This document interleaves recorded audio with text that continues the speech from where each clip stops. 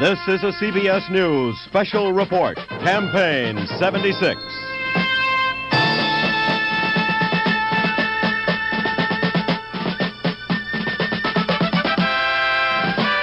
Election night from CBS News Election Headquarters in New York.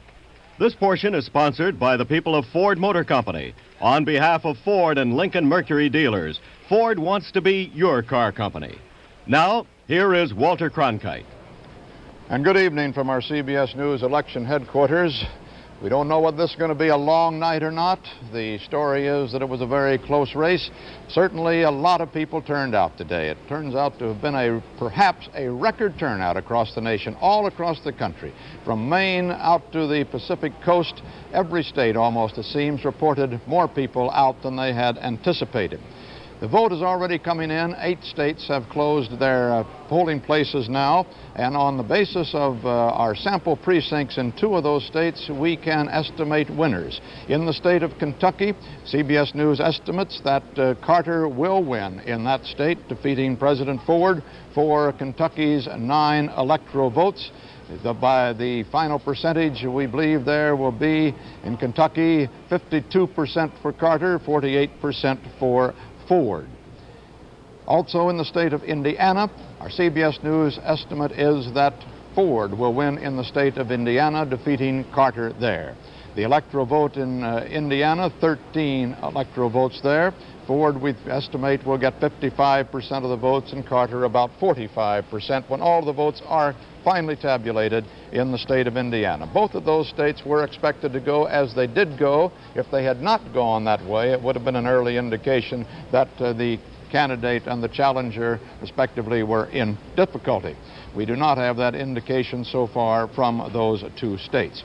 We also have been able to say, on the basis of our sample precincts in the state of Indiana, that Vance Hartke has been retired from the United States Senate after 3 terms as the Democratic representative from Indiana there, and the new senator from Indiana will be the Republican Richard Lugar, the former mayor of Indianapolis, once called President Nixon's favorite mayor, a title he's been trying to live down. In Indiana also, Governor Bowen, the Republican governor, has been reelected according to our CBS News estimate. As we say, the turnout heavy across the country, perhaps helped by very good weather across the nation. Sunny skies and warm temperatures in most of the country. A little bit of snow, we're told, in upper New England. A little bit of rain around the Great Lakes, a shower or 2 in Florida and out in Washington State, but otherwise nothing substantial. The popular vote, we've had 2% of the precincts counted so far, and it appears that right now President Ford has taken an early lead in that popular vote. He's got about 53% of the vote, Carter 47%. As you see, the vote total has just gone over a million mark. Ford 564,000 almost, Carter just a little over 500,000, 500,000 and a half. Now let's take a look at where some of these, what is happening in some of the areas around the country on this big election day, our bicentennial election day, our 48th presidential election. Roger Mudd will give us a report from the South. Roger? Walter, both sides agreed that if Jimmy Carter could carry Kentucky by about 55 or 56%, it would mean that a solid South would be lining up behind him tonight. That is not the case. If we take a look at the Kentucky vote board, you'll see that with just under half of the precincts in Kentucky, Jimmy Carter is trailing President Ford by about 1%. Our CBS News estimate shows that when all these votes are in, and that includes a heavily Democratic western part of the state, Carter will be the winner by 52%. Jimmy Carter tonight is running well in the small towns, and in the rural areas he is picking up what used to be known in Kentucky as the Wallace vote. Ford doing well in the suburbs. But a 52% win in Kentucky means that we're going to have to take a careful look at some other southern states to see whether those danger flags are still flying. We'll be watching out next for Virginia. That is thought to be in Ford's column. If President Ford carries Virginia big, it means that some other losses may be set up in the South. For instance, in Florida, if Carter cannot carry North Carolina easily, it would then raise the possibility of Jimmy Carter losing some crucial states in the deeper South, for instance, Louisiana and Mississippi. So based on the Kentucky returns, Walter, Jimmy Carter is not off to a flying start. Let's find out about the returns from Indiana, what they mean, from Dan Rather in the Midwest. Dan? Walter, this is the most important thing about the Midwest at this hour is the Republicans have taken Indiana like Grant took Richmond, overwhelmingly, smashingly. President Ford, with 24% of the vote in and tabulated in Indiana, with a 56% margin. On the basis of our CBS News estimate, when all of the vote is in and tabulated, our estimate is that his winning margin in Indiana could be on the order of 55%. Now, here's one of the reasons why. Reverse coattail effect. Look at the Senate race in Indiana. Richard Lugar, the former mayor of Indianapolis, the Republican candidate, on the basis of the vote that is in and tabulated in his race against the Democratic incumbent Senator Vance Hartke, a terrific victory for Lugar. No one expected Lugar to go this high in the percentage. This is on the basis of the tabulated vote, on the basis of our CBS News estimate. His final winning margin could be on the order of 60%. The Republicans also returning their gubernatorial candidate, Otis Bowen, in Indiana. And President Ford, one reason that he's off to such a good start, maybe as much as 56% of the vote in Indiana, is he rode the coattails of those very strong Republican candidates. Same thing could happen in Illinois, which is the next place to watch. The Republican gubernatorial candidate, James Thompson, expected to win overwhelmingly over the Democratic candidate, Michael Howlett, the Daley protege. If he does as well as expected in Illinois, it could make a difference in what is otherwise expected to be a very close presidential race in Illinois. The big one to watch in the Midwest, though, remains Ohio. The fascinating struggle there could decide the whole election. Call it a toss-up, 25 electoral votes at stake. Keep an eye on it. No returns from Ohio yet, of course, Walter, but we'll be reporting on them to you a little later on. Ohio has just closed, though, hasn't it, Mike? Just closed. Just, right. 7 minutes ago. Mike Wallace from the East. Walter, if Jimmy Carter is going to win this election, he needs a big head start in the traditionally Democratic East. There are 3 key states here. New York, leaning to Carter, 41 electoral votes. Pennsylvania, a toss-up, 27 electoral votes. New Jersey, also a toss-up with 17 votes. That's a total of 85 electoral votes, or just about a third of all the votes that either man needs to win this election. Now, if Jimmy Carter were to win all 3, things would look very bad for Gerald Ford. Ford's own people acknowledge that. If Ford, however, were to take Pennsylvania and Connecticut, he would be a very, very happy man. The early turnout today in all 3 states was very big, and that is supposed to be good for Carter. Labor had promised to get Carter's voters to the polls. Apparently, they are delivering. You remember that John Kennedy fashioned his narrow win over Richard Nixon back in 1960 by taking 141 of the East's then 153 electoral votes. Carter would like to do the same, but we won't be getting any significant votes from the East for about an hour. We'll let you know what's going on then. Walter? And of course, the polls are still open in most of the western states, which is Leslie Stahl's territory. But Leslie, what should we be watching for out there? Well, Walter, we should be watching, everyone will be watching, what happens in California. Because with its 45 electoral votes, it's the nation's largest single block of electoral votes, and it comprises 1/6 the number needed to win the election. Early indications from California are that voter turnout is high all over the state in both traditionally Democratic and Republican counties. Last-minute soundings in California put the presidential race at a virtual toss-up. There is some evidence that a California poll putting President Ford ahead there by 6 points may be making a difference. The poll was published last week, and it is said to have jolted many of the undecided Democrats over into Carter's column. Also, analysts say that a last-minute visit to California by Jimmy Carter and a statewide television appearance with the popular Governor Jerry Brown have improved Carter's chances and have moved that race into a dead heat. Outside of California, the West is the country's most conservatively Republican.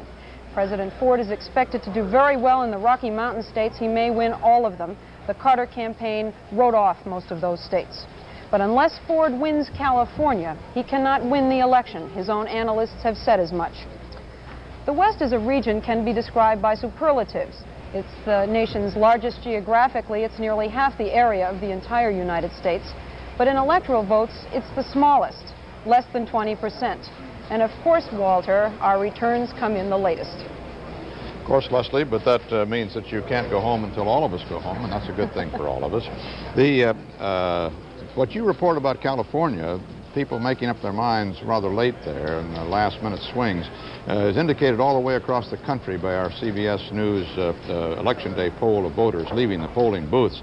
It indicated that 20% of those who responded to us say they've made up their mind in the last few days, and interestingly enough, they split almost evenly between President Ford and Jimmy Carter. So it seems that if there was any momentum for either man going, and the stories were it was going for President Ford, it had come to an even point there in the last few days, at any rate, according to that indicator. CBS News coverage of Election 76 will continue in a moment.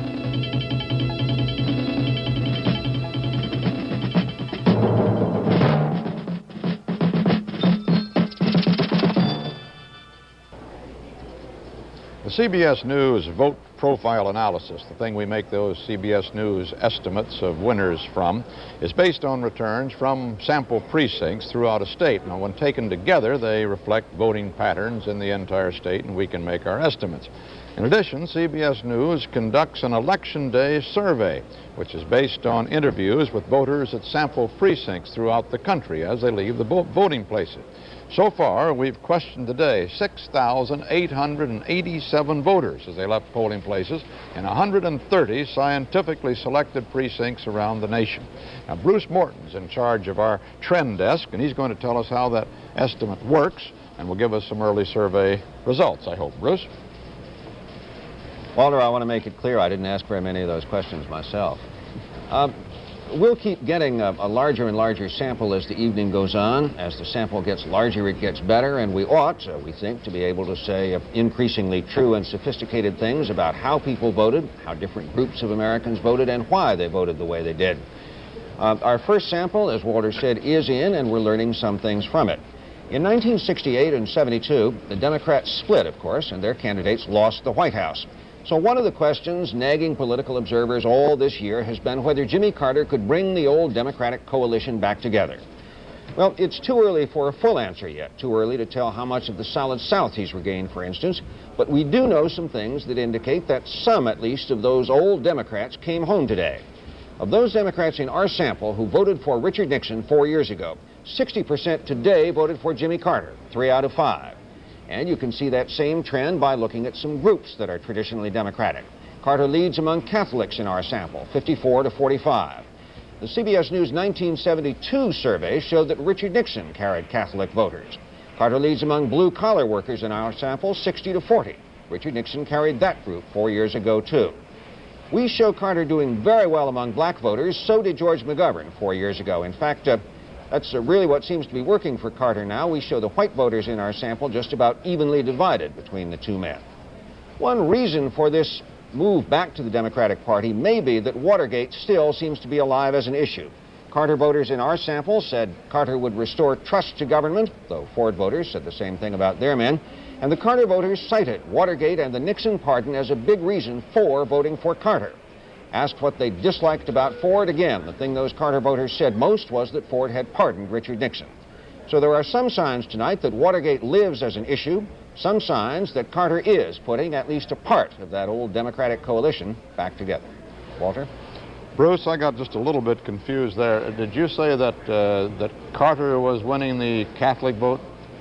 In our sample so far he is, and you know that's traditionally been a Democratic vote. Right. I think maybe the graphic was confused and confused me, but it is Carter with the Catholic votes. Thank you. Eric Severide and Bill Moyers have some thoughts now on tonight's large voter turnout and what it may mean. Eric? Well, very partial thoughts and very partial returns so far. The turnout, of course, is the big thing here. The size of the vote can determine the nature of the result, I would think, wouldn't you, Bill? This is possible. I would think that an awful lot of people in the last few weeks were just keeping their own counsel about how they were going to vote, or they just literally had not made up their minds. I think perhaps the latter more than the former. 4 years ago, 60% of the people who voted for Richard Nixon had made up their minds by Labor Day. We had no such indications this time. It's come rather with a rush. A lot of the so-called independents are in that group. I think they were just people, don't you, who were slow to come to a decision. Yes, they were uncertain, undecided. I think the apathy peaked too soon in this particular election. Right. And I asked the Democratic chairman of Maine today what was happening up there. Harold Patience is his name. He said it's a huge turnout. I said, how do you explain it? And he said, well, I think the sporting blood of Americans has come out in this election. It's a horse race, and the people believe that their cheers might help their horse, so they got out and voted. Well, that raised a great question, you know, about the polls, Bill. Sure, the polls made it the horse race. Those figures kept narrowing as the weeks went by. It made it very exciting until they came right down to the wire, and none of the big pollers said they could call it. So that makes for a big turnout. It's a big part of the turnout. And therefore, and since the turnout can affect the actual outcome of the vote, then I think it raises a lot of questions about these polls.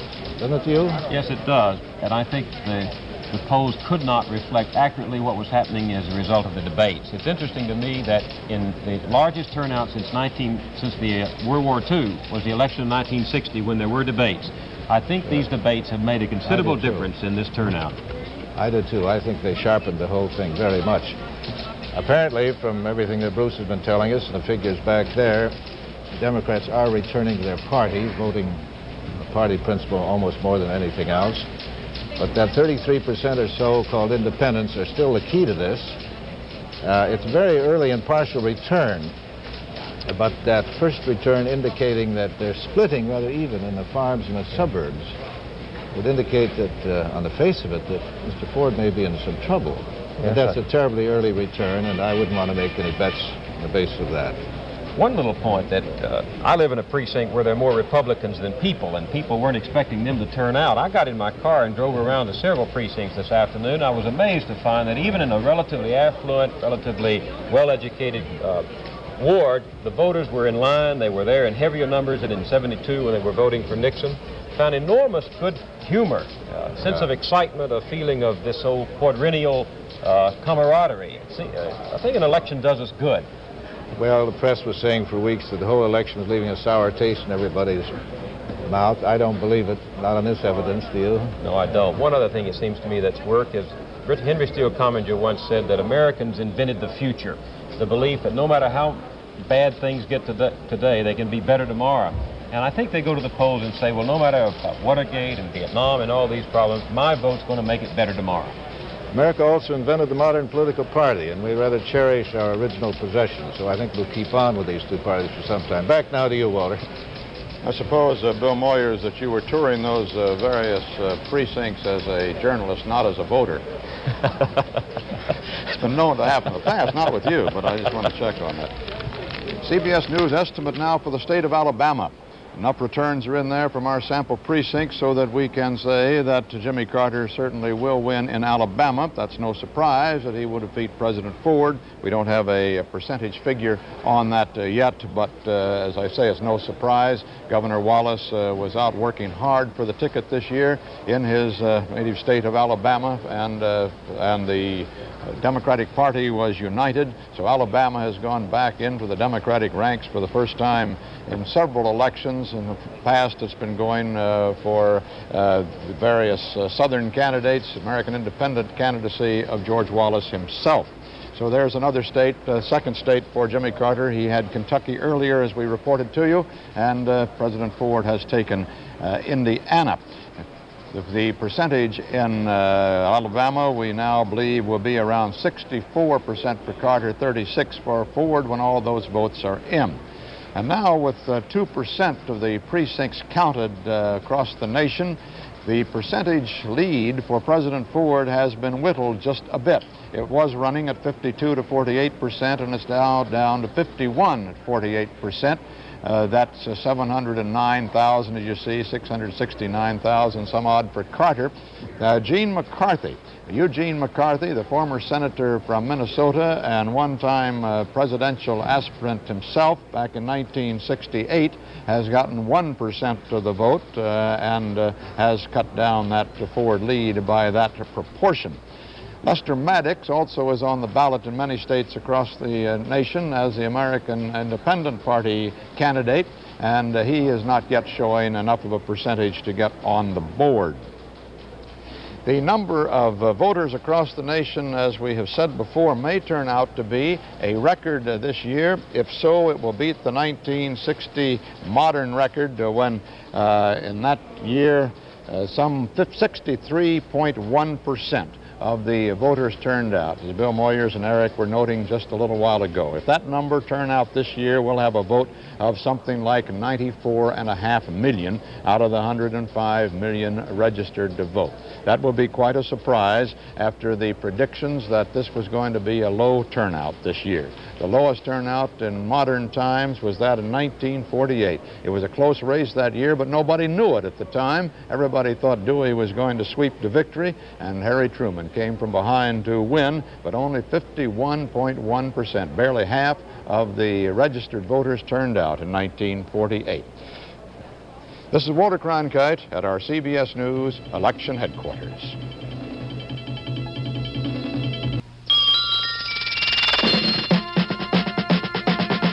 CBS News continues its coverage of Campaign 76.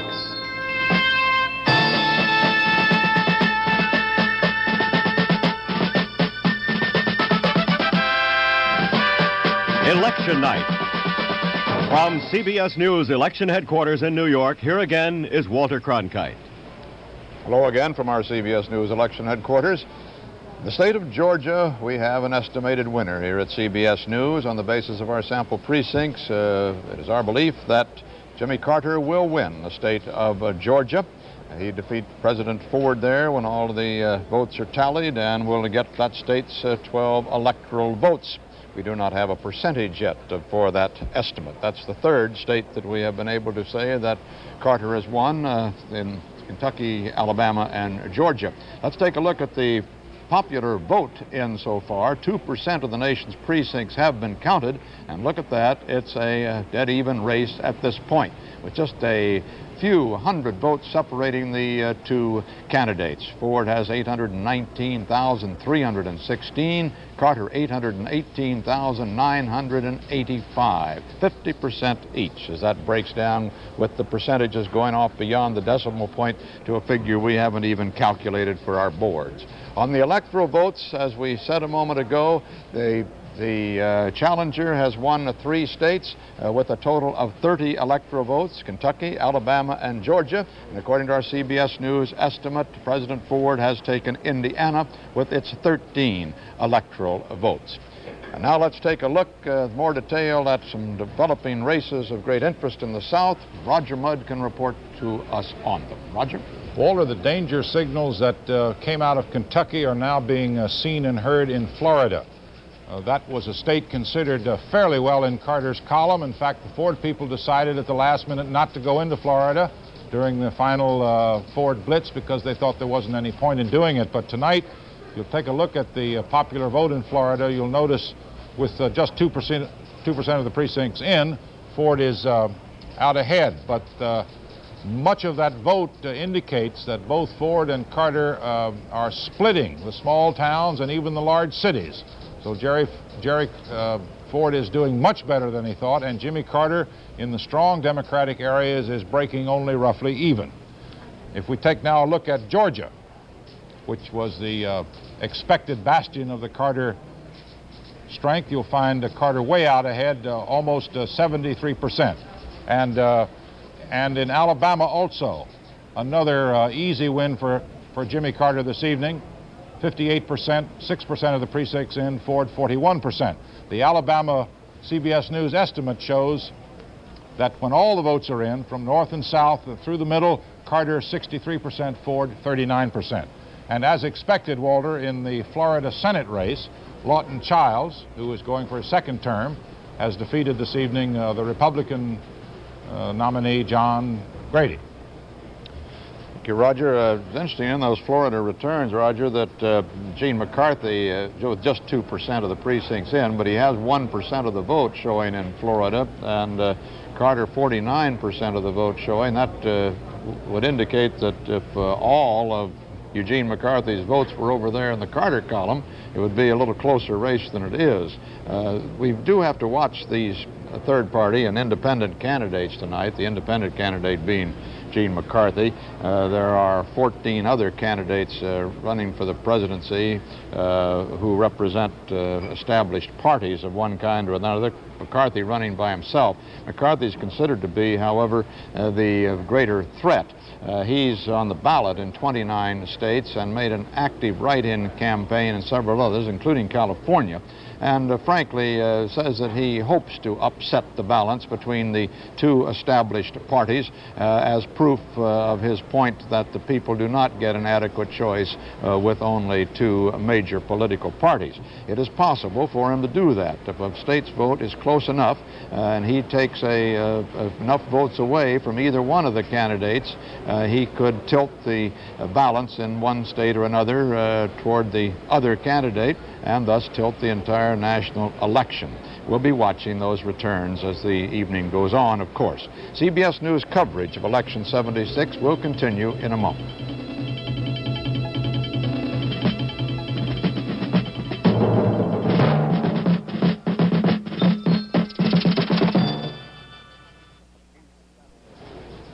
We've now got 3% of the nation's precincts in, and Jimmy Carter has moved into a lead for the first time in the vote tabulation. He now has 951,000 votes to Ford's 933,000 almost. It's a 50 to 49% lead. That's the first time tonight that he has taken the lead in the vote count. Jimmy Carter now is in Atlanta, where he's going to greet his supporters later this evening at a rally at the World Congress Center. Ed Rabel is there. Ed? Walter, this is Exhibit Hall C in the World Congress Center. It's a brand new center. This party room is bigger than your average party room, about 350,000 square feet. It's empty now because the Secret Service have been screening and sweeping the area, but a little later on, the Carter staff says that 25 to 30,000 people will jam in here to celebrate what they hope will be a Carter victory. It's going to get very noisy in here. They have big speaker systems strategically located throughout the room to amplify the sounds of bands with names like Choice and Brick and Georgia Power and Bullsboro and Sweet Tooth and Gary and Terry. Those are bluegrass musicians who helped Carter during the primary campaigns. The big TV screens here, 30-foot high TV screens, which will show the latest vote tallies. They're calling this perhaps the biggest bash that Atlanta has ever seen, perhaps bigger than the premiere of the motion picture Gone with the Wind, which was held here in 1939. Thousands of people came here to cheer Vivian Leigh and Clark Gable, who portrayed the make-believe Southerners. A little later on tonight, the crowd will be cheering a real Southerner, Jimmy Carter, who will be marching up that way and onto the stage. Back to you, Walter. President Ford's following tonight's returns from the White House, and Bob Schieffer's there. Bob? Walter, there are just two words that can really be used to describe this Ford White House tonight, and that is total exhaustion. President Ford got back late this afternoon from that 10-day, 15,000-mile blitz, the last-minute blitz that he took to try to overcome Jimmy Carter's lead. His voice was almost gone when he got here. His staff was totally exhausted. Even the press corps that had been traveling with him was exhausted. So Mr. Ford just promptly went to bed, took a little nap when he got here. We can't give you very much information beyond that about what's going on here tonight because when the boss decided to go to sleep, the staff followed suit and most of them left and are still at home trying to catch a few hours sleep. They'll be coming back in a few hours. We're told that the president will be watching the returns from the second floor living quarters of the White House tonight. He's invited his running mate Robert Dole and Joe Garagiola, his new sidekick, the man that many people are now calling the unofficial running mate. Garagiola, of course, helped him with those broadcasts, paid political broadcasts that were beamed into the key states around the country during this last week of the campaign. Edith Green, the former congresswoman from Oregon, who also helped on those broadcasts, has also been invited in, we're told. A little later this evening, the president is expected to go to a hotel in northwest Washington where his supporters are throwing a big party. However, we're told he won't go there until after the race has been decided. So, depending on how things go, that may be a very late appearance. Walter? Bob, any suggestion that lost voice is going to keep him from making a statement to his supporters there tonight? Walter, I don't think if he wins this election, if he pulls this off, if he comes from as far behind as he had to come. I don't think you could keep him away from that thing with a team of mules. I think he'll be out there if he has to talk in sign language. Or if he has to write on the blackboard, huh? Right. Right, Bob. CBS News coverage of Election 76 will continue in a moment.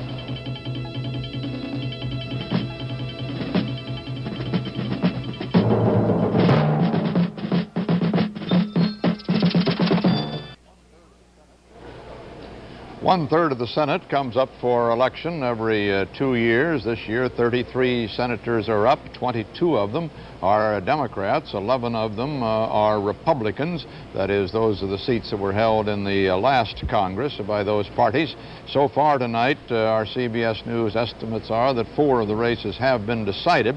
3 of them, not surprisingly, in favor of the Democrats. 2 of those were uncontested seats, as a matter of fact. John Stennis was returned from Mississippi and Robert Byrd from West Virginia. Lawton Chiles won again in the state of Florida. On the one race that the Republicans have won, that was a turnover seat. We can get more about that from Dan Rather in the Middle West. Dan? Walter, Indiana is the whole story for the Republicans at the moment, simply because we have the most numbers from Indiana. Let's take a look first at the presidential race in Indiana and try to explain what happened there. This is the tabulated vote, 36% of it in. President Ford's margin in the range of 55% on the basis of the tabulated vote. Our CBS News estimate is that when all the votes are in and tabulated, Gerald Ford will have carried Indiana by about 53%. Now, the Republicans felt that they had to carry Indiana by at least 53% for Gerald Ford to give themselves high hopes for the rest of the Midwest. So they're within that range, but just barely. Gerald Ford ran well in some traditionally Democratic areas of Indiana. He was on the coattails of 2 very strong candidates for offices in Indiana. Richard Lugar, first the tabulated vote in that Senate race, the former mayor of Indianapolis, wiping out the incumbent Democratic Senator Vance Hartke. This is on the basis of the tabulated vote. Lugar, 61%. Our CBS News estimate is that the final result will see Lugar winning by about 60%. And in the gubernatorial race in Indiana, Otis Bowen, becoming the first man in the 20th century to be re-elected as a governor in Indiana. Could I excuse you just a moment? We're seeing Jimmy Carter at the hotel in Atlanta. Just a moment. We'll come back to Indiana later. Right. Fervent interest in the campaign with the size of the crowds and also with the intensity of feeling. And I'm very grateful at the large turnout. I think that's something that works in my favor. Do you think the turnout indicates that perhaps the polls were wrong all along? Yeah, well, it's the picture. I was listening to Jimmy Carter there outside the hotel, though, just a moment. I don't know. There he I have to wait and see. I don't know. You are heard in Kentucky, Alabama, and Georgia right now. Are you very satisfied with that? I'm satisfied with those 3 states, yes. What, are you afraid that your governor didn't get that question? Yeah. That's Jimmy Carter. He's arriving at the Omni International Hotel in Atlanta, where he's going to watch the early part of the evening's returns at any rate before going over and joining some of his supporters. Dan, continue, if you will, please. Well, Sorry as you may recall, we were in Indiana. We were talking about the gubernatorial race there, going for the Republicans as well as the United States Senate race. This is on the basis of the tabulated vote. Otis Bowen, the Republican, being returned to the Indiana State House. Our CBS News estimate is that Bowen's final margin will be on the order of 58%.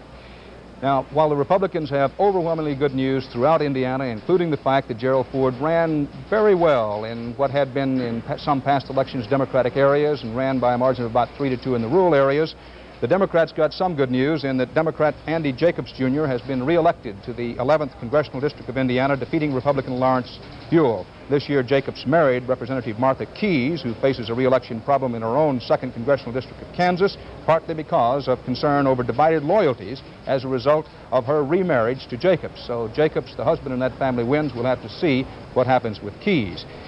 One important thing, Walter, at this hour I think we should keep in mind, we don't have enough numbers coming out of Illinois yet to say very much except this. On the basis of the early returns, it appears that the Republican gubernatorial candidate in Illinois, James Thompson, is running exceptionally strong for a Republican in the city of Chicago.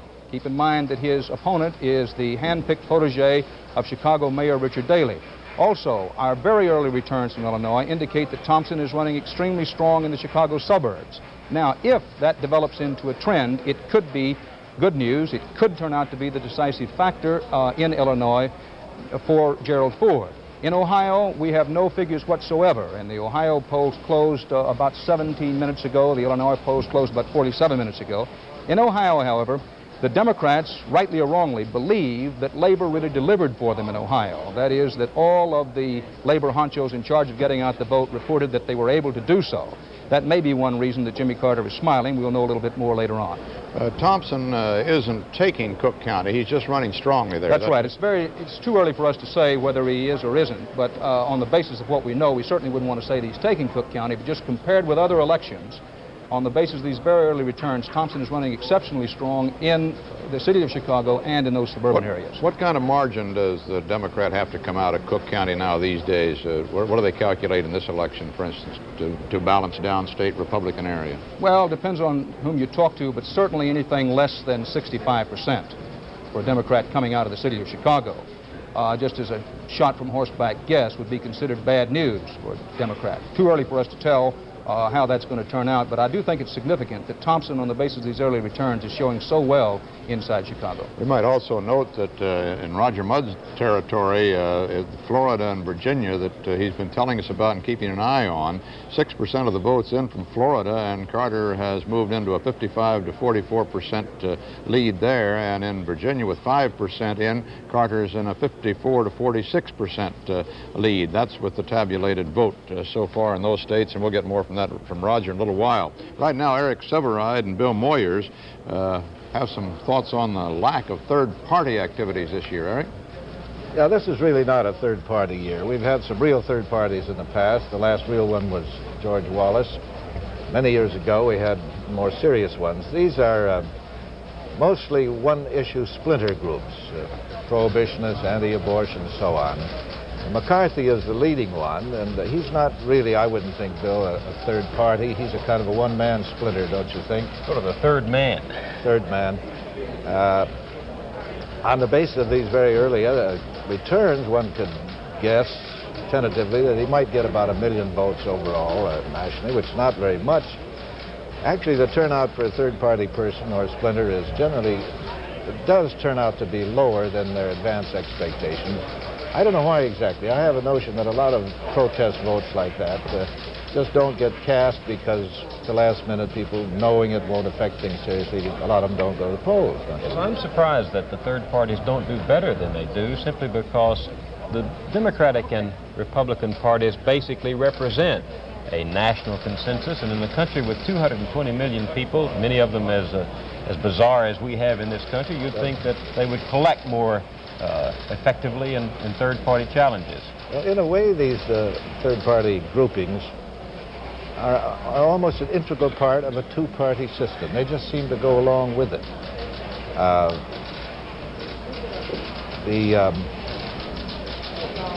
trying to think why they don't vote, and also who McCarthy would take votes from here. I don't think it's all from Jimmy Carter, do you? No, but I think most of the disaffection that would go toward McCarthy would come from formerly liberal or left-leaning Democrats who feel Carter's a little bit too conservative and moderate for them.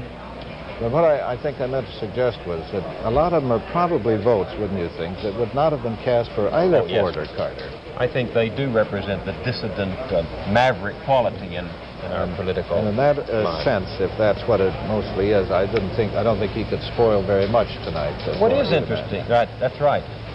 He's certainly not going to hurt Carter in the South, where George Wallace hurt the Democrats so effectively in 1968. In fact, I'm impressed so far, Eric, with the fact that Carter has brought 3 states back into the Democratic column that voted for either Nixon or Wallace in both 1968 and 72. And if he goes on and wins Virginia, that'll be yet a 4th one. So you'd have to say in that part of the country, McCarthy has not hurt him. No, he says he runs on the platform that the two-party system bankrupt. He seems to be proving quite the opposite tonight. Now back to Walter Cronkite, the anchorman. On the popular vote, 4% of the precincts have been counted to this hour, this very early hour, and Jimmy Carter is holding on to a narrow lead, 51 to 49%, as you see there. 1.25 million votes for Carter, just a little over 1 million, and we got a change right there. 1,216,470 for President Ford, 1,287 now for Carter. And those close contests in several states developing where the polls have closed and the count is taking place. As we said, in Florida, it's 54 to 45% now for Carter, with 7% of the vote in there. In Virginia, it's 54 to 46% for Carter, with 8% of the precincts in. South Carolina was looking close for a while, and now with some 1% or a little more than the vote in South Carolina, it's now 62 to 36% for Carter in that state. Polls are closing, of course, as the clock advances throughout these important eastern states. We've got the big electoral votes still to come in from major states, and they will tell us how the United States voted on this bright, sunny day over most of the United States, a day of decision for all of us. This is Walter Cronkite at CBS News Election Headquarters.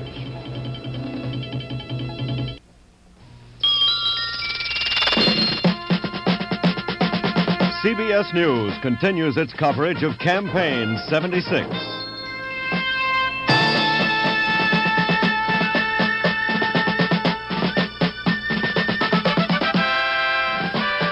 Election night. From CBS News Election Headquarters in New York. This portion is sponsored by Merrill Lynch. Merrill Lynch is bullish on America. And now here again is Walter Cronkite. Good evening. Polls are closing in a big block of states right at this hour, and a lot of election returns should be flooding in very shortly to our CBS News election headquarters here. So far, 4% of the nation's precincts have been counted, and Jimmy Carter is lengthening his lead just a bit over our last report over President Ford, but it's still very close. He has 52% to Ford's 48%, as you see here. Carter has about 1.5 million votes, Ford about 1.5 million, but the division is such that 52% to 48% for Carter, as you can tell by our board there.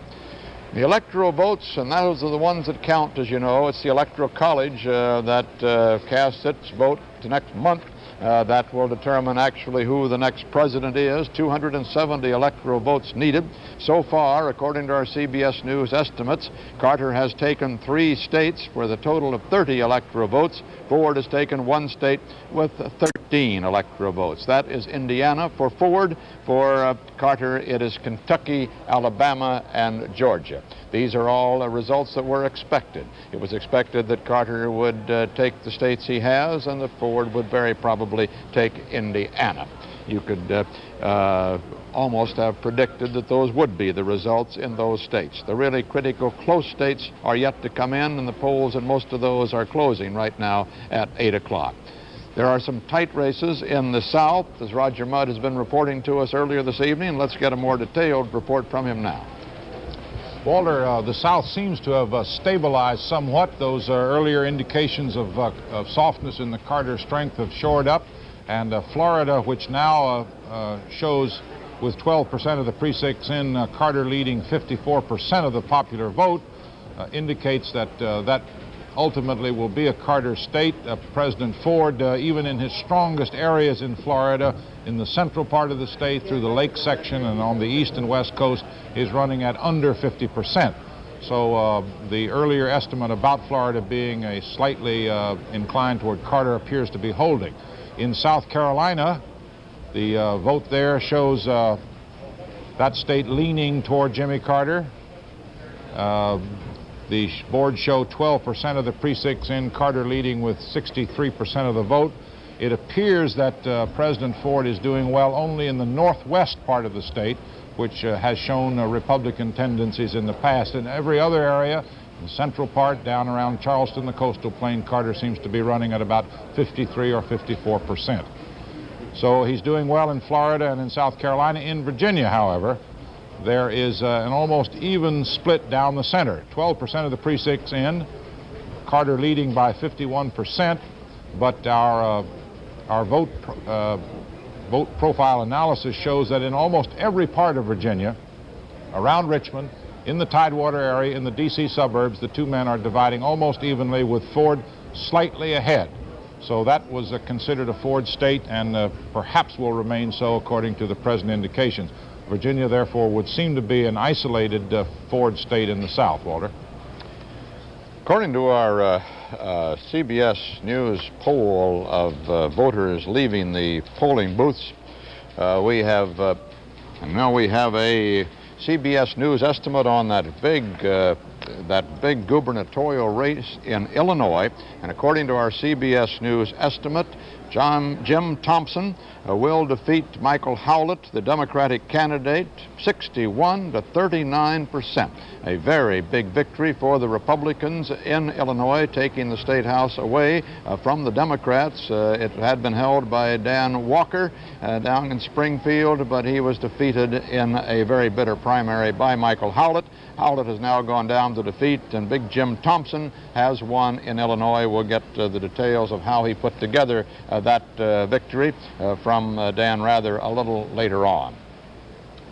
According to our poll of people leaving the polling places, there is an interesting fact here that nearly all age groups are splitting evenly between Carter and Ford, except for one group, and that's the 22 to 29-year-olds, and they seem to be going rather overwhelmingly for Jimmy Carter. He seems to have corralled that part of the youth vote. Bruce Morton is the man who's really keeping track of these polls that we have taken. He's at our trend desk. But he's been watching just recently, particularly Jimmy Carter's attempt to reassemble the traditional Democratic coalition of voters. And Bruce, I wonder what your study has shown so far. Well, Walter, there's a lot of movement back and forth. According to our sample, at any rate, Jimmy Carter has been able to reassemble some of that old Democratic coalition, but not all of it. Our interviewers asked voters, for instance, whom they'd supported in the primaries earlier this year. Of those who voted for Senator Henry Jackson in the Democratic primaries, Carter gets 3 out of 4, but only 3 out of 4. The other Jackson backers voted for Ford today. Of George Wallace's backers in the Democratic primaries, 2 out of 5 voted for President Ford. Of California Governor Jerry Brown's primary backers, almost a third voted, again, for President Ford. Carter, on the other hand, gets about a fourth of all the people who voted for Governor Ronald Reagan in the Republican primaries. In a lot of those Republican primaries, Reagan got higher marks in CBS News polls for leadership from the voters, higher marks than President Ford. But today, Ford runs ahead of Carter in our sample on being capable. Most of the conventional wisdom this year has been that the economy was the #1 issue. Wrong, according to the voters in our sample today. They said lopsidedly that restoring trust to government was the most important issue. Controlling inflation came second on the list of choices our interviewers offered them, but well behind. A distant second. Then after that, job guarantees, taxes, then foreign affairs, then Watergate and the Nixon pardon.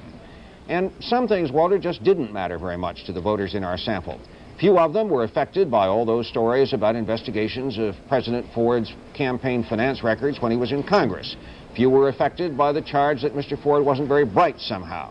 Few said they were bothered by Jimmy Carter's southernness, or his Playboy interview, or all the talk about his religion. And Mr. Ford's celebrated gaffe over who controlled Eastern Europe didn't seem to affect very many voters either. Walter? Thank you, Bruce.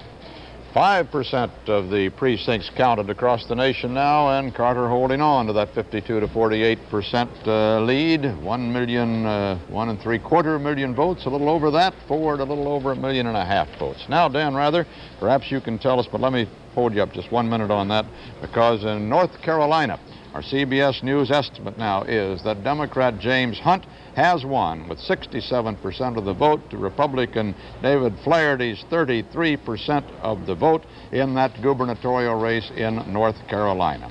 North Carolina goes back into its traditional Democratic posture. Holshouser, the incumbent governor, was a Republican, and Roger Mudd will tell us more about how that victory for the Democrats was put together when we come back to him a little later, but he's going to have to wait his turn, because I'm going to Dan Rather right now. He's going to tell us about the fascinating Illinois race, I assume. Well, Walter, it is fascinating. For one thing, the Republicans have a bona fide new superstar on the national scene. He is James Big Jim Thompson, 6'6", 200-pound federal prosecutor, who, according to our CBS News estimate, will be the new governor of Illinois. Let's take a look at the figures, and this is where it becomes fascinating. On the basis of our CBS News estimate, I'm sorry, this should be the tabulated vote. Thompson is running about 61% of the vote. On the basis of our CBS News estimate, this is with our sample precincts reporting, we think Thompson's final margin in Illinois will be on the order of 61%. We've had some confusion with the boards, which is my fault, but to tell you that our CBS News estimate, to emphasize it, is that Thompson's final winning margin may be on the order of 61%. Now that's over Michael Howlett, the hand-picked candidate of Chicago Mayor Richard Daley. While Thompson will, we think, no doubt, lose the city of Chicago, he did cut way in to what had been the traditionally overwhelmingly large margins of Daley-backed candidates in the city of Chicago. Thompson won the race mainly in the suburbs, where he ran 3-1 over his opposition.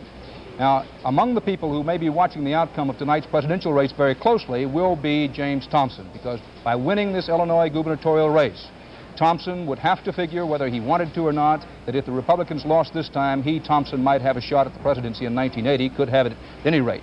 But if the Republicans should lose the presidential race, Thompson will have the biggest government in the country under Republican leadership.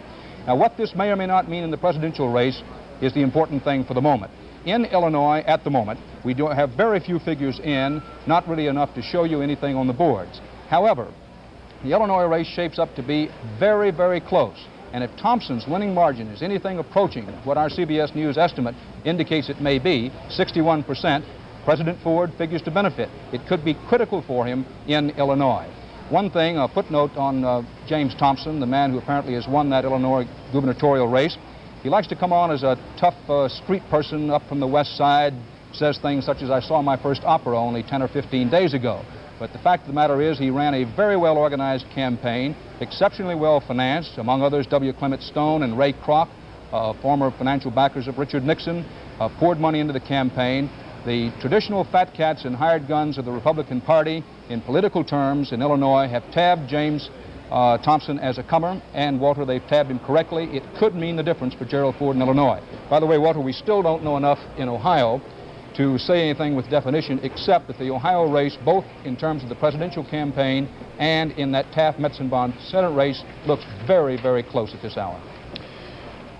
CBS News estimate does have a winner in South Carolina, Jimmy Carter, as expected, taking that southern state from Gerald Ford. We think when all the votes are counted, it'll be around 57 to 43% for Carter in South Carolina. CBS News coverage of Election 76 will continue in a moment.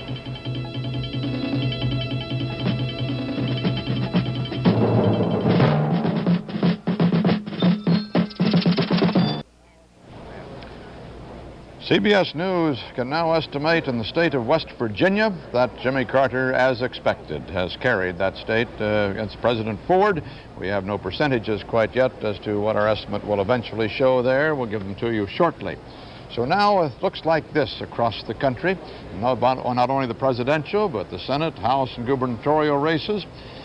5% of the presidential precincts have been counted so far, and Carter has lengthened his lead another percentage point over our last figure. He now has a 53 to 47% lead.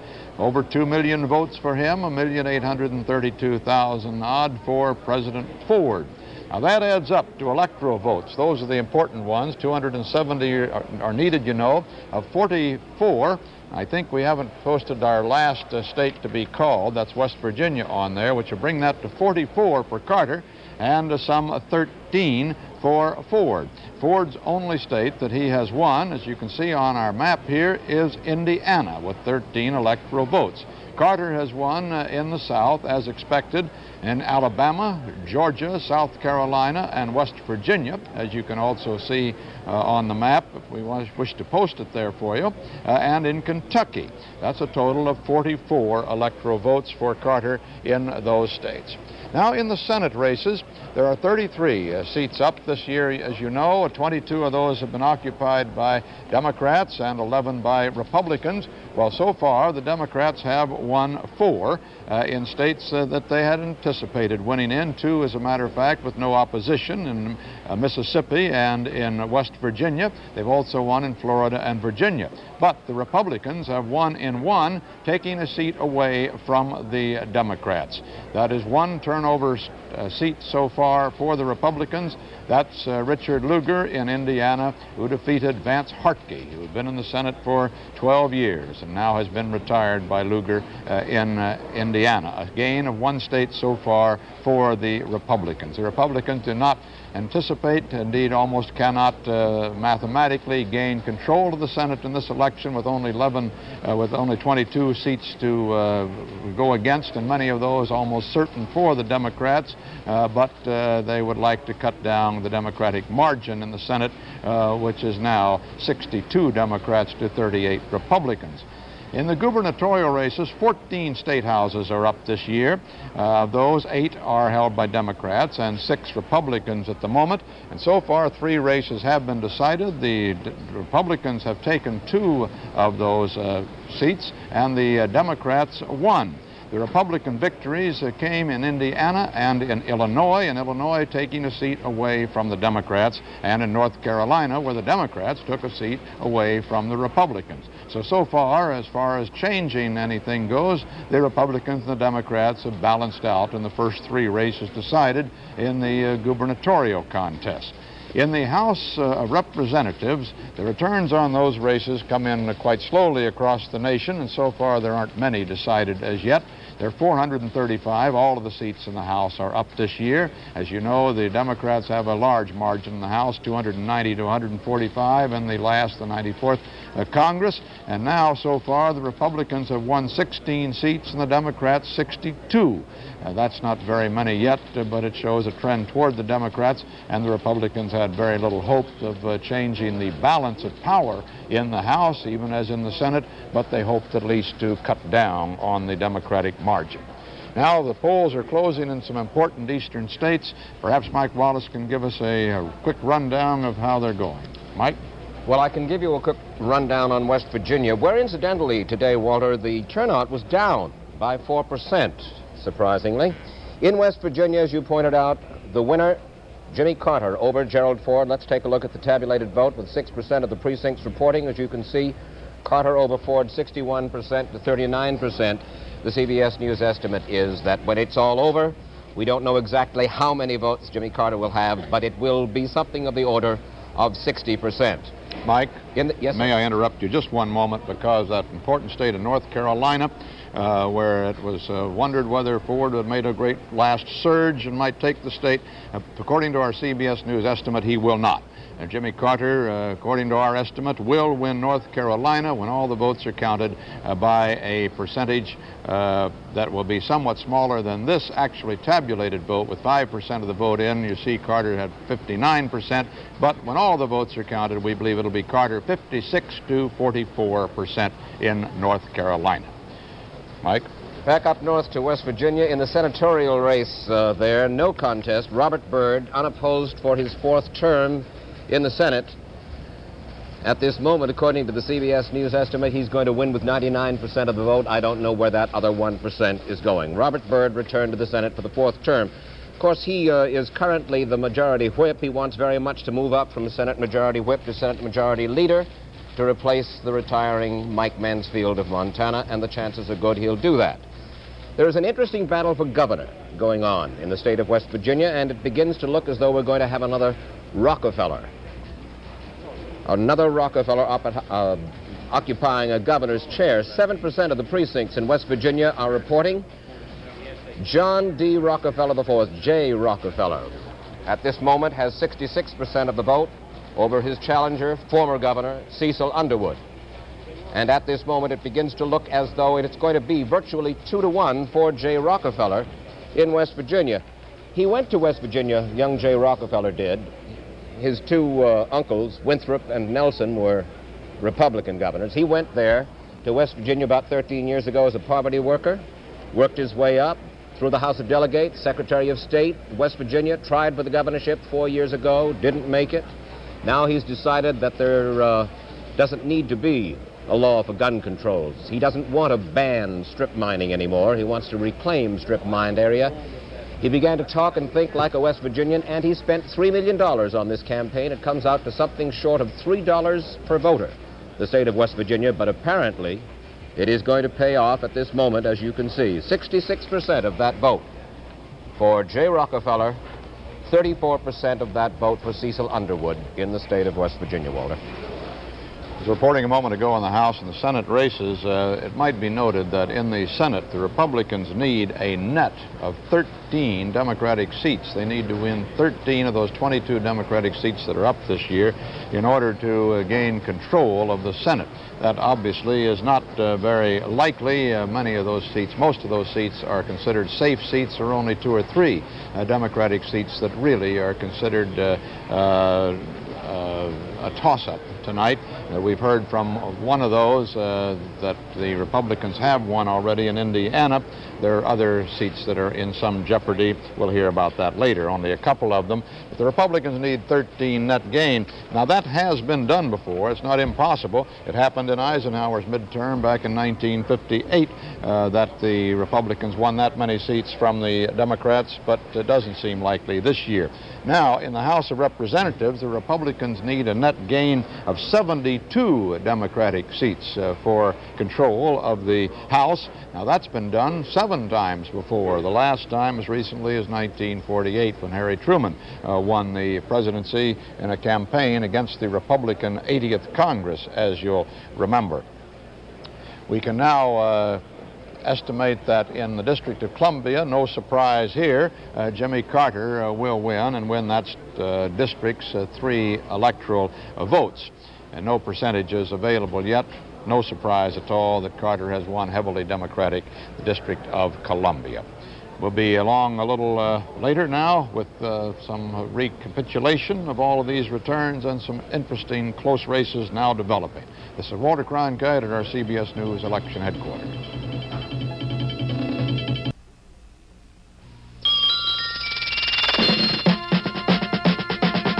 CBS News continues its coverage of Campaign 76.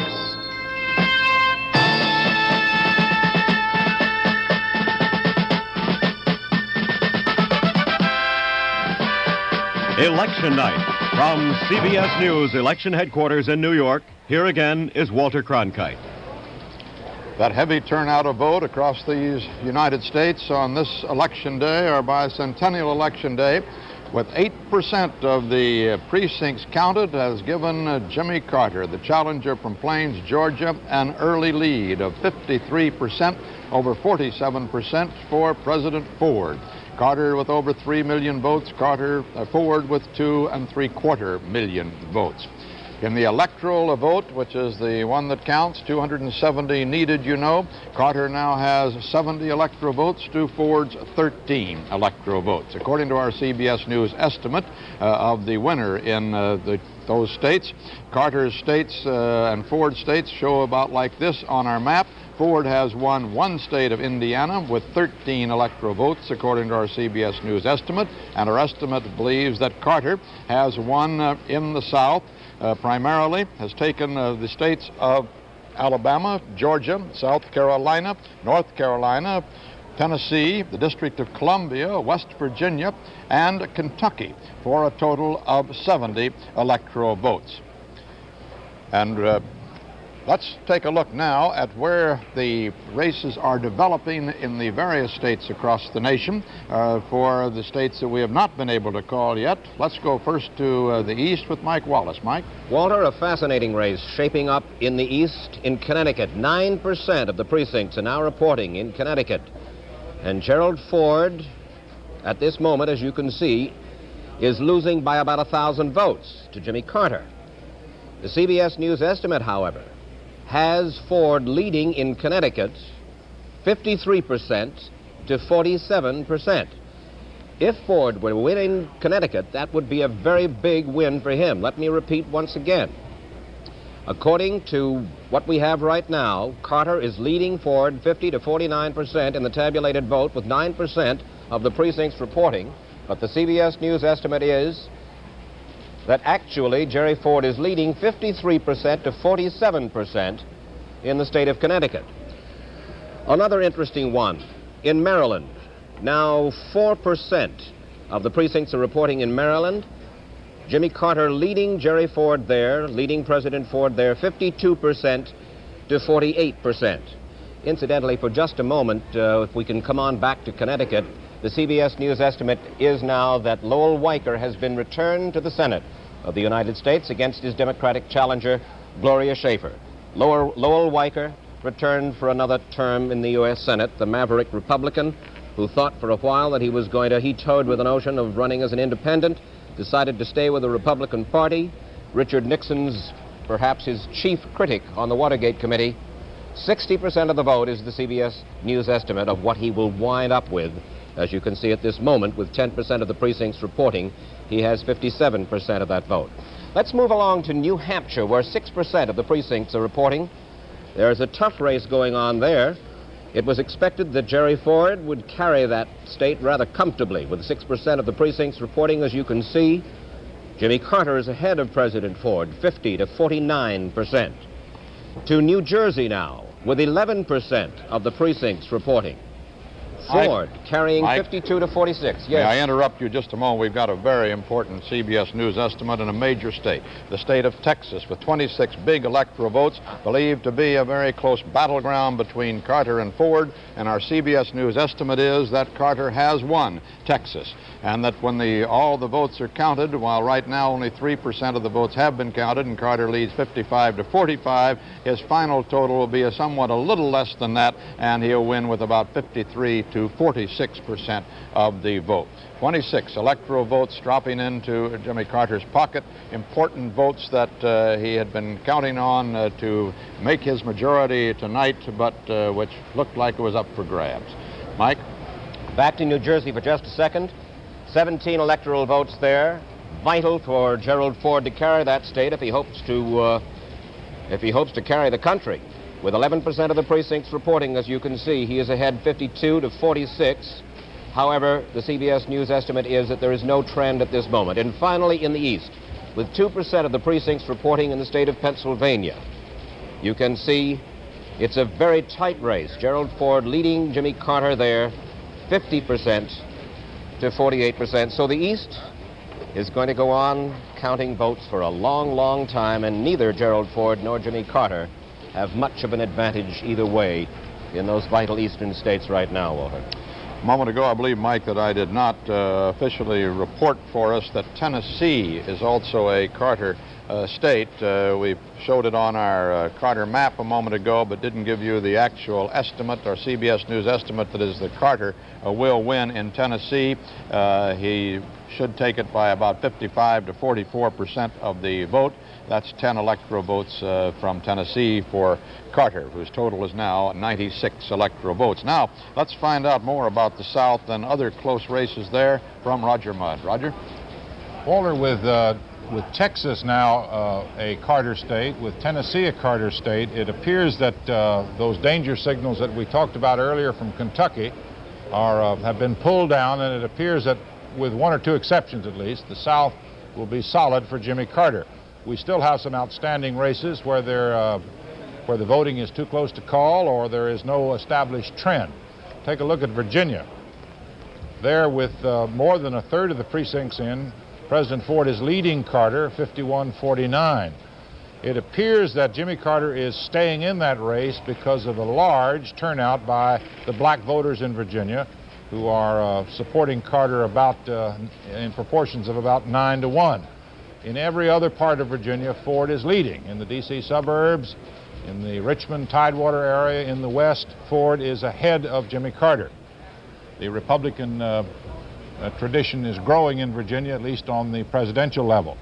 So we have no established trend there. That does look like a Ford state. The other close race in the South is in Florida.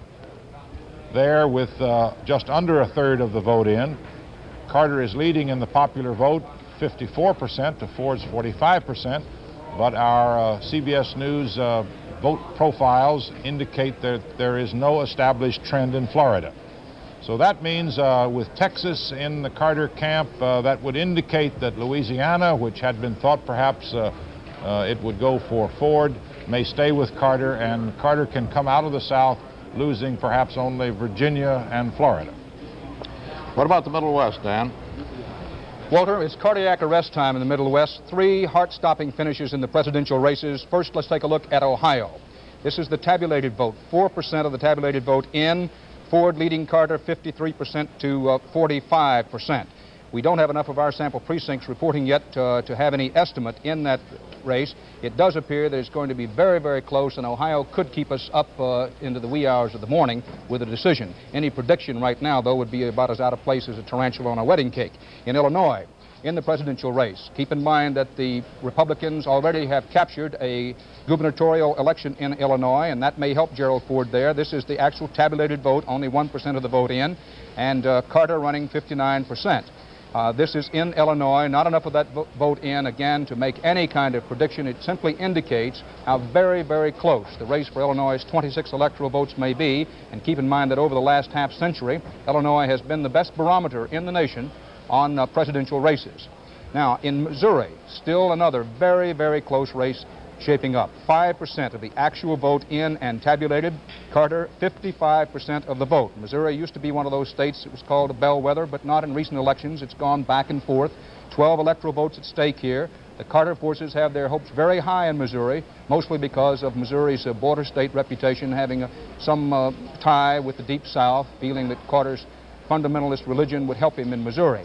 However, two Republican candidates running very strong in Missouri, Christopher Kit Bond, the gubernatorial candidate, and Danforth, the senatorial candidate, could be the coattail difference for Gerald Ford, but again, too early to say. Ohio, Illinois, and Missouri, all very, very close at this hour in the presidential race. Dan, I'd like to come back and ask you about Michigan in a minute, but first of all, we have an important call in Connecticut. Our CBS News estimate for the state of Connecticut is that President Ford will win that important swing state of Connecticut. That right now the vote in Connecticut is showing about this percentage, or a little lower than that, but Ford, when all the votes are in, we think we'll get 53% to 47% for Carter, 8 electoral votes falling to President Ford, and that is the second state tonight after Indiana that CBS News has been able to estimate will be in the Carter column. Now, Dan, about Michigan. Walter, again, we simply don't have enough figures to make any kind of show on Michigan, either in the tabulated vote or in the estimate. But this much is becoming increasingly certain in the Midwest, Walter, that with Jimmy Carter running as strong in the South, generally speaking, as he had hoped, the pressure has been increased on Gerald Ford to carry the big Midwestern states, Ohio, Illinois, Michigan. He's already carried Indiana.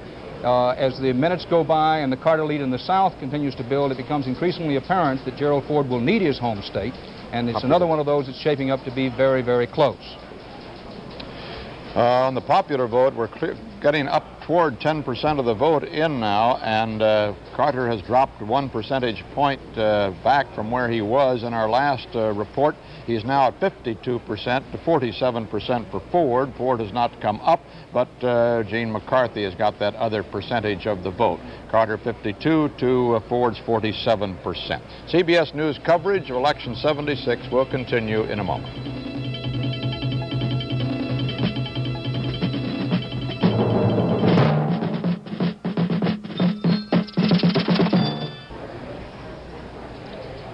In the state of Maryland, CBS News estimates that in the Senate race there, the challenger Democrat Paul Sarbanes has defeated the incumbent Republican J. Glenn Bell.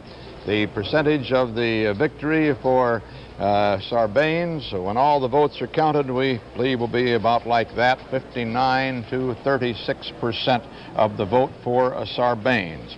And a call in the state of Kansas. It's hardly a surprise that President Ford, according to our CBS News estimate, will defeat Carter in Kansas by 52 to 46% of the vote. A rather narrow victory for President Ford in Kansas, the home state of his running mate Robert Dole. But Kansas is safely now in the Ford column. So now with some 10% of the national vote in, Carter is still holding on to his 52 to 47% lead. With some 8 million of the nation's votes counted, 4 million for Carter, 3.75 million for President Ford. In those Senate races, we can now take a look at what has been developing there. 33 Senate races are up this year, as you know, and so far Democrats have been elected in 7 states, none of them surprises, all incumbents. Republicans have been elected in 2 states, and in both of those states they have taken seats away from the Democrats. Those are in the states of Indiana, where Richard Lugar defeated the incumbent Vance Hartke, and in Maryland, where we were just able to say on the basis of our CBS News estimate that Paul Sarbanes ousted the incumbent Republican J. Glenn Bell. In the gubernatorial races, 3 races have been decided so far of the 14 up tonight, and the Republicans have taken 2 of those state houses. The Democrats have taken 1. The Republicans have ousted the Democrats the Republican ousted the Democrat, I should say, in Illinois, where Jim Thompson defeated Michael Howlett for a seat that had been held by Democrat Dan Walker before he lost in the primary. And in North Carolina, Hunt has won the seat for the Democrats that had been held the last couple of years by Republican Governor Holshouser. Now let's go back to Eric Severide and Bill Moyers, and I think they're going to tell us something about that split between the electoral and the popular vote, which always intrigues us on any election night. Well, Walter, at all these national election banquets, there are some statistical ghosts that people worry about. The most usual one is the idea of neither candidate getting an electoral college majority, throwing it into the House of Representatives. But that happens when you have strong third parties that take 1 or more states. No chance of that this year. The second ghost is the idea of an even split between the 2 candidates in electoral votes, each one getting 269 electoral votes. That seems highly unlikely. But the third one might have some element of reality to it tonight, though it's probably doubtful. And that is the idea of one of the men, the 2 major candidates, getting a popular vote majority, but an electoral college vote minority. Bill, could you imagine that? It would raise hell, wouldn't it, with the country if that happened? It would certainly make the electoral college heretofore relatively unnoticed as far as significant change in our society, the object of much speculation and a great deal of wooing. It happened once, you remember, not to remember personally, Eric, but I'm sure from reading history, you know that in 1888, in terms much like the developments tonight, Grover Cleveland won a whopping plurality in the South, but lost by a few votes in the major states in the North and the Midwest. And although he got more popular votes, he lost the electoral college vote and he lost the White House. He didn't challenge it, though. No, he didn't challenge it. In fact, I was talking on the phone a few minutes ago to Walter Dean Burnham, who's a professor of political science at MIT and one of the most astute observers of our political antics, and he was saying that in the 19th century, there were very few challenges to very close elections. Well, as I remember that story from the books, Benjamin Harrison, who won, said later, "Providence gave us the victory." What gave them the victory was a lot of corruption. They bought votes in Indiana, and they made a deal with Tammany Hall in New York. Of course, Tammany Hall didn't like that reformer Cleveland. That's where he got it, but nobody protested that thing. There is the possibility, of course, that individual electors could switch, because they're not all bound by law, as far as I know. There have been some switches, 5 in the since 48 up to the election of 72, but only 1 man each time, and didn't have much effect. And as Professor Burnham has pointed out, if the electoral vote is close and the Carter people prefer Ford, there's no legal reason why these electors couldn't vote for them. We'll see how faithless an elector could be in a situation like that. If that wild thing should happen tonight, it's going to be a great test of our belief for the principle of federalism. Well, now we'll get it back to Walter Cronkite, the anchor. In 3 of the big electoral states that it is considered the winner tonight is going to have to do well and perhaps take, the vote right at this moment looks like this. In Pennsylvania, Ford is leading with 51 to 47% of the vote. In Ohio with 6%, and Pennsylvania 51 to 47 Ford. In Ohio with 6% of the vote in, Ford is leading with 51% of the vote. In Michigan with 4% of the vote in, though, in Ford's home state, Carter has jumped into quite a long early lead, 59 to 40%. It's not anticipated he'll hold on to that much of a lead in Michigan, but it indicates that it is going to be close in the president's home state. CBS News coverage of Election 76 will continue in a moment.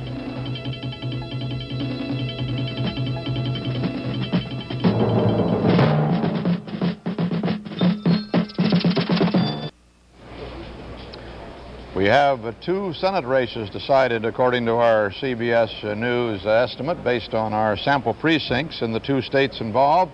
One is in the state of Missouri. There, in that Senate race, it was for the seat held by Stuart Symington for 4 terms.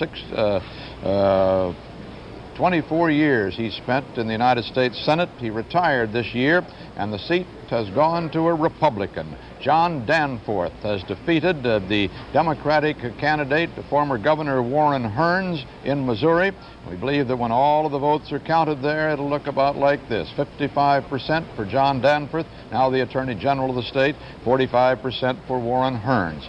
That was the seat that Jerry Litton, a congressman from the Kansas City and East District of Missouri, had won the Democratic nomination for, and flying to his victory celebration on the primary night was killed along with his entire family in a small plane crash. The other seat decided tonight, according to our CBS News estimate, is in Delaware, where P.M E.T the scion of the famous paint and chemical manufacturing firm, has defeated the Democratic incumbent Sherman Tribbets for not the incumbent, but yes, he is the incumbent, I'm sorry. That's for a gubernatorial seat. I'm sorry, I'm a little confused at the moment.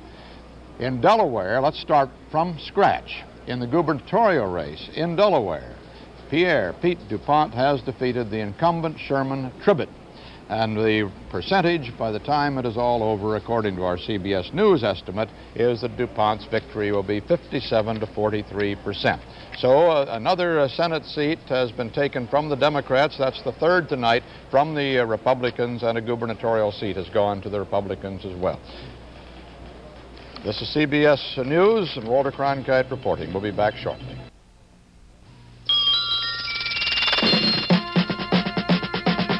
CBS News continues its coverage of Campaign 76.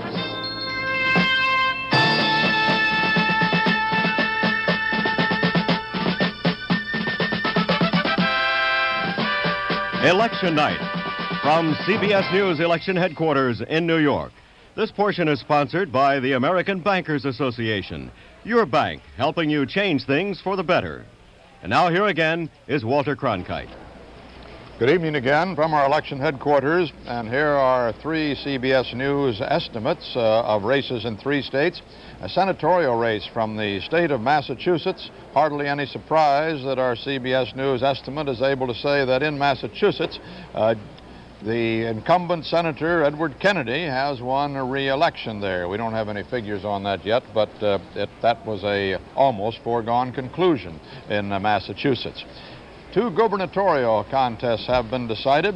One had been believed to be very close, and that's in the state of New Hampshire, where, according to our CBS News estimate, Republican Governor Meldrum Thompson has beaten off a challenge from Harry Spanos. 37 to 43%, we believe the final figures will be when they are all tabulated in New Hampshire. And in West Virginia, John J. Rockefeller has apparently won the race in West Virginia for the State House. He was turned back on a previous challenge for that position, but has won it this time.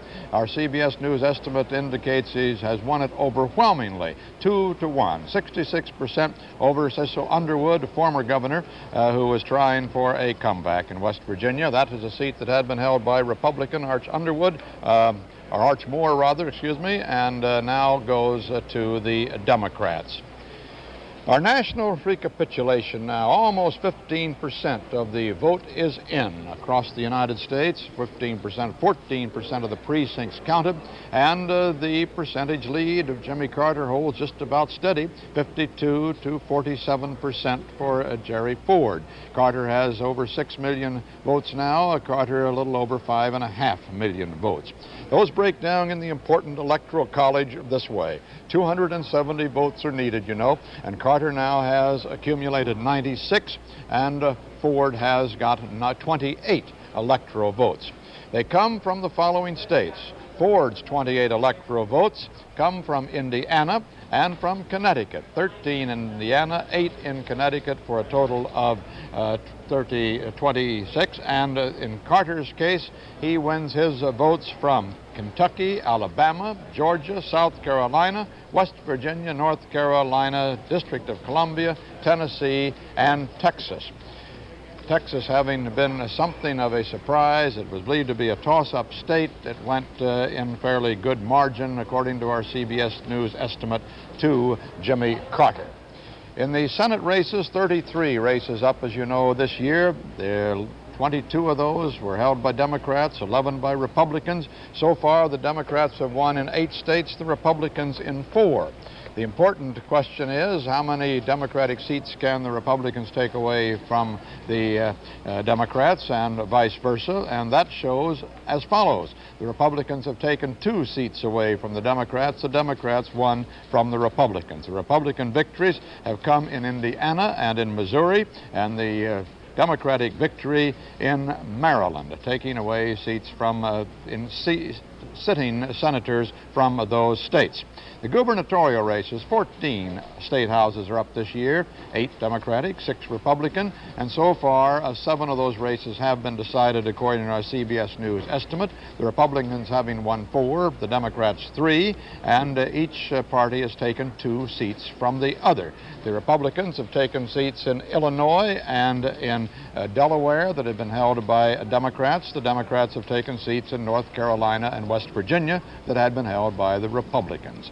In the House races, but I'll give you that in just a moment. Let me first say that our CBS News estimate is in from the state of Arkansas, and no surprise there, Jimmy Carter has defeated Ford as expected. In the state of Arkansas, no percentages yet on that race. In the House of Representatives, we now have decisions from over almost 200 seats. Republicans have won 46, the Democrats 117. The Republicans are hoping to take some 76 seats from the Democrats to gain control of the House. They were hoping it, but not with very great expectations, and it is not likely that they will win that many. Even the Republicans themselves don't anticipate that tonight. From New Hampshire, our CBS News estimate now is that New Hampshire, as had been expected, will go to President Ford. That he will win in New Hampshire when all the votes are tabulated there by about 57 to 43% for 4 more electoral votes in New Hampshire. Now Bruce Morton has the latest information from our CBS News poll. Bruce? Walter, our sample's getting fatter. Our interviewers across the country now have talked to some 10,600 voters as they're leaving the polls, and we have a number of breakdowns as to how this race is going among different kinds of voters. We show President Ford ahead among white Protestants, 56 to 43, trailing among Catholics, 45 to 54, and among Jews, 29 to 70. Overall, white voters are pretty evenly divided in our sample so far, but black voters lopsidedly prefer Carter, 82 to 18. The different age groups all seem to divide pretty evenly, except that Carter is leading among the young voters, those in their 20s. Carter leads among city dwellers, as Democrats traditionally do, is even with Ford among suburbanites, and that's normally Republican territory. The president leads in farm areas. Carter leads among blue-collar workers, as you might expect, and in one other vital constituency, those voters who call themselves independents, Ford and Carter are running dead even. That's bad news for the president because Republicans, being a minority party, need independent support in order to win. Our sample, Walter, shows Eugene McCarthy with roughly 1% of the vote. He seems to be getting it mostly from those voters who say they're independents. So you could argue that McCarthy may be hurting Ford and helping Carter. Walter? Thank you, Bruce. The total now, I think I did not call all of the states that Ford won a moment ago. He has won in Indiana, Connecticut, Kansas, and as New Hampshire, as we called just a moment ago. So his total in the Electoral College vote is 32, with 102 for Carter. CBS News coverage of Election 76 will continue in a moment.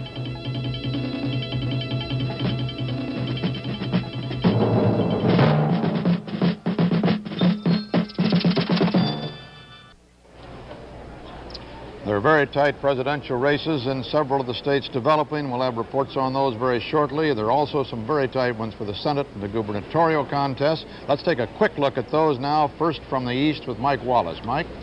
Edmund Muskie. Walter, Edmund Muskie, according to the CBS News estimate, will be returned to the Senate of the United States for his 4th term. Let's take a look at the tabulated vote. Only 3% of those precincts now reporting in Maine. Muskie leading 56% to 44% over challenger Robert Monks. We don't have an actual estimate as to where that's going to wind up, but in the past, Ed Muskie has never wound up with less than 61% of the vote. He's had a closer race this time, but he has been returned, apparently, according to the CBS News estimate, to the Senate of the United States.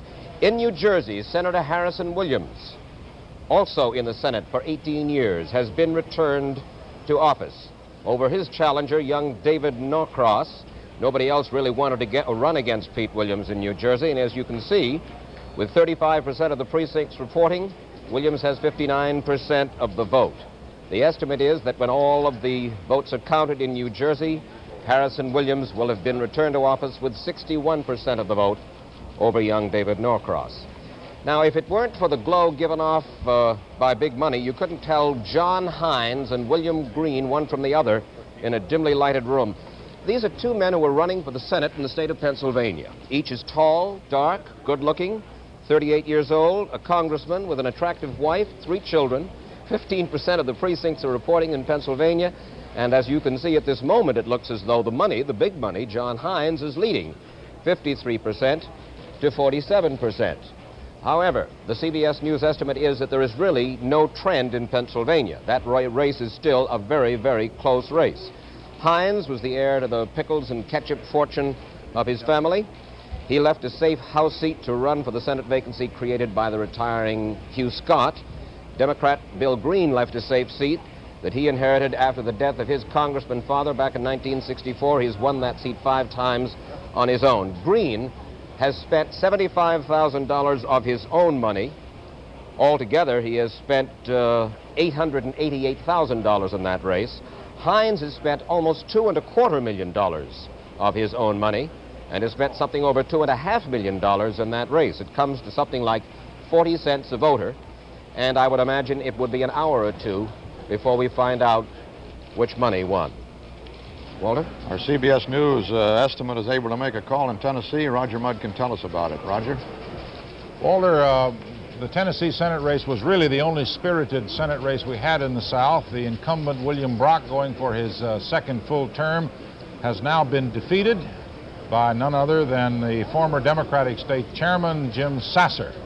Our tabulated vote board shows with over half the precincts in, James Sasser 54%, William Brock 46%.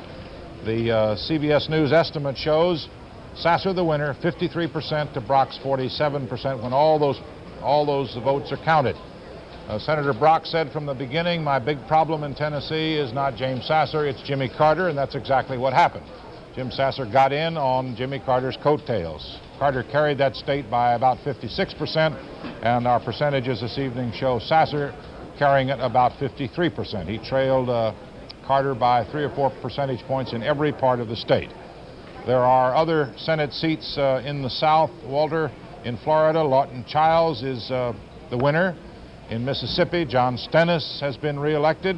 In Texas, Lloyd Benson has been reelected, defeating Alan Steelman, a congressman from Dallas. And in Virginia, the independent, Harry Byrd, has defeated the former chairman of the Joint Chiefs of Staff, Elmo Zumwalt, and he whooped him, 62%. How about the Middle West, Stan?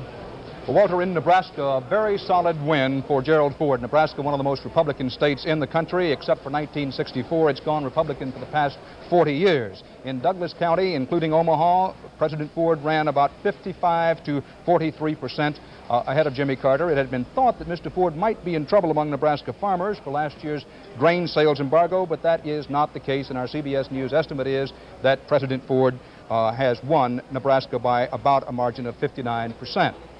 Now, one of the real upsets of the evening could be in the making in Missouri. Certainly already it's an upset in the fact that the race is so close, a squeaker in the gubernatorial race in Missouri. This is the battle between the incumbent Republican governor, Christopher Kit Bond, 38 years old, bidding to become one of the Republican superstars from the Midwest. The question was supposed to be not if Bond would win, but by how much.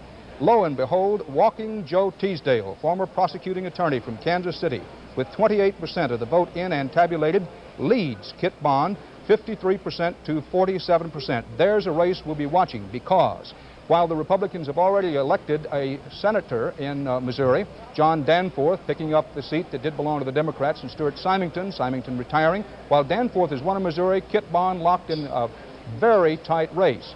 For Missouri's 12 electoral votes, that could prove to be good news for Jimmy Carter. We'll simply have to wait and see. In Ohio, in a Senate race that could have an effect on the presidential race, Metzenbaum and Taft. Here's what with 15% of the vote in, the tabulated vote shows Howard Metzenbaum with leading Robert Taft, the incumbent Republican senator, 51% to 49%. There's one that we are likely to be watching all evening long. Now, we're told that Metzenbaum has done particularly well in and around Cleveland, getting better than 60% of the vote there. If that holds up for Jimmy Carter in the presidential race, could be good news for him in Ohio. In Michigan, Senate race there that could also have some effect on the presidential race. In the Michigan Senate race, Donald Regan, the congressman, used to be a Republican, switched over to the Democratic column to make this race with a surprisingly large lead over Marvin Esch, his Republican opponent for the Senate seat that it was left open by the retirement of Philip Hart. This is on the basis of the tabulated vote, 10% of the tabulated vote in Michigan. But on our CBS News estimate, we estimate that Regal has jumped out to a significant lead on the order of 54 to 46%. But although it's a significant lead, we are not yet prepared to say that Regal wins that race. We are prepared to say that he's jumped out to a sizable lead. Could, again, be good news for Jimmy Carter in Michigan if Regal's lead holds up. Walter, one other point that we didn't get a chance to make earlier, that in carrying Kansas, President Ford's margin was not as impressive as some people thought it might be, considering Kansas's reputation as a very strong Republican state. But in the Midwest, Nebraska goes to Ford, Kansas has gone to Ford, Indiana has gone to Ford, very tight gubernatorial race in Missouri, very tight Senate races in Michigan and Ohio.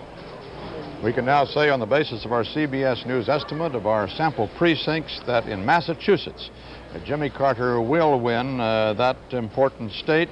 Not too much of a surprise there.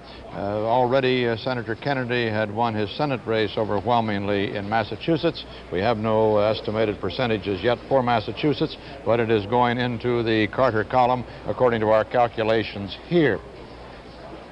A short while ago, Democratic National Chairman Roger Strauss talked to reporters about tonight's returns. I want you to know that we've been checking all over the country. There are no surprises. We're winning some states, we're losing some states. But I do want you to know that we haven't lost one single state that we expected to carry. We have carried a couple that we thought we might lose. So things are looking good, and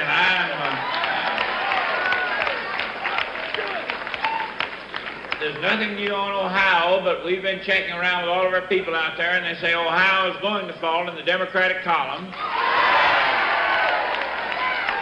And if it does, it'll follow the great state of Texas, I might add, which is already done so. And so all I want to say to you is I think we're in for a happy night.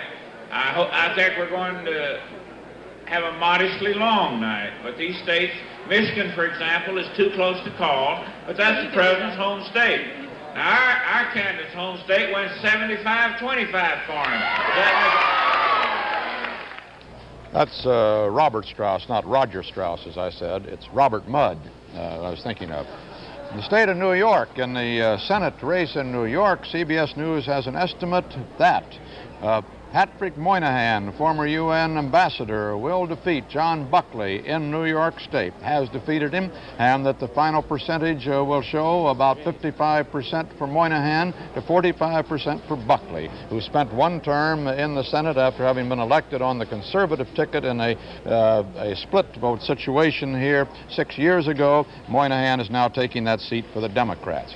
There are some very close races for the presidency across the nation, as Robert or Roger Strauss said a moment ago. A rundown of those in Illinois, for instance. With 4% of the vote in, Carter has only a 56 to 43% lead. In Michigan, with 9% of the vote in, Carter leads 57 to 42. In Missouri, 25% of the vote in, Carter leading 55 to 44. Ohio, 15% of the vote in, and it's an even split at this moment, 49 and 49% for each of the men. Delaware, 63% in, Carter leading with 52%. Maine, only 3% in, and Carter has a narrow lead of 51% in Maine. In Maryland, a third of the vote, 37% counted, and it's 50-50 there. In New Jersey, 37% counted, and Ford has a rather wide lead of 53 to 46 for that state's big 17 electoral vote block.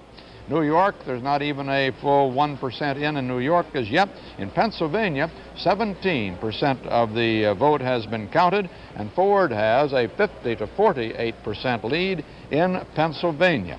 With 18% of the nation's precincts counted now, Carter is holding on to his 52% lead. He has 8,228,000 votes to Ford's 7.5 million votes. And electoral votes, that breaks down 37 for Ford and 116 for Carter. Ford has taken 5 states so far: Indiana, Connecticut, Kansas, New Hampshire, and Nebraska. And Carter has taken Kentucky, Alabama, Georgia, South Carolina, West Virginia, North Carolina, the District of Columbia, Tennessee, Texas, Arkansas, and Massachusetts. The entire Ford family, we're told, is watching the return. Comes in tonight in the White House. They've all gathered there for the occasion.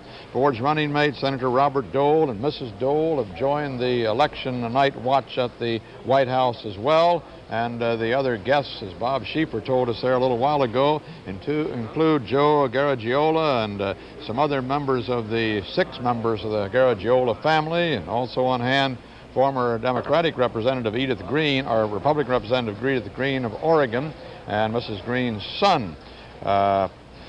We'll have more on these election returns as they come piling in now as polls close in more and more states across the nation. And very shortly, some are going to be coming in from the West, and we may even at that time get a chance to hear from Leslie Stahl. So Leslie Stahl fans everywhere, wherever you are across these United States, please don't go away. This is Walter Cronkite at CBS News Election Headquarters.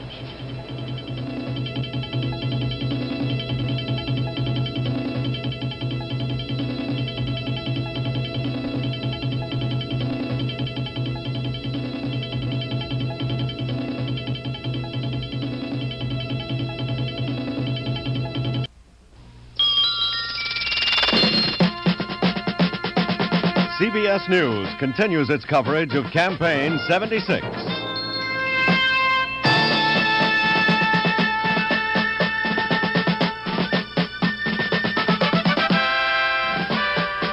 Election night.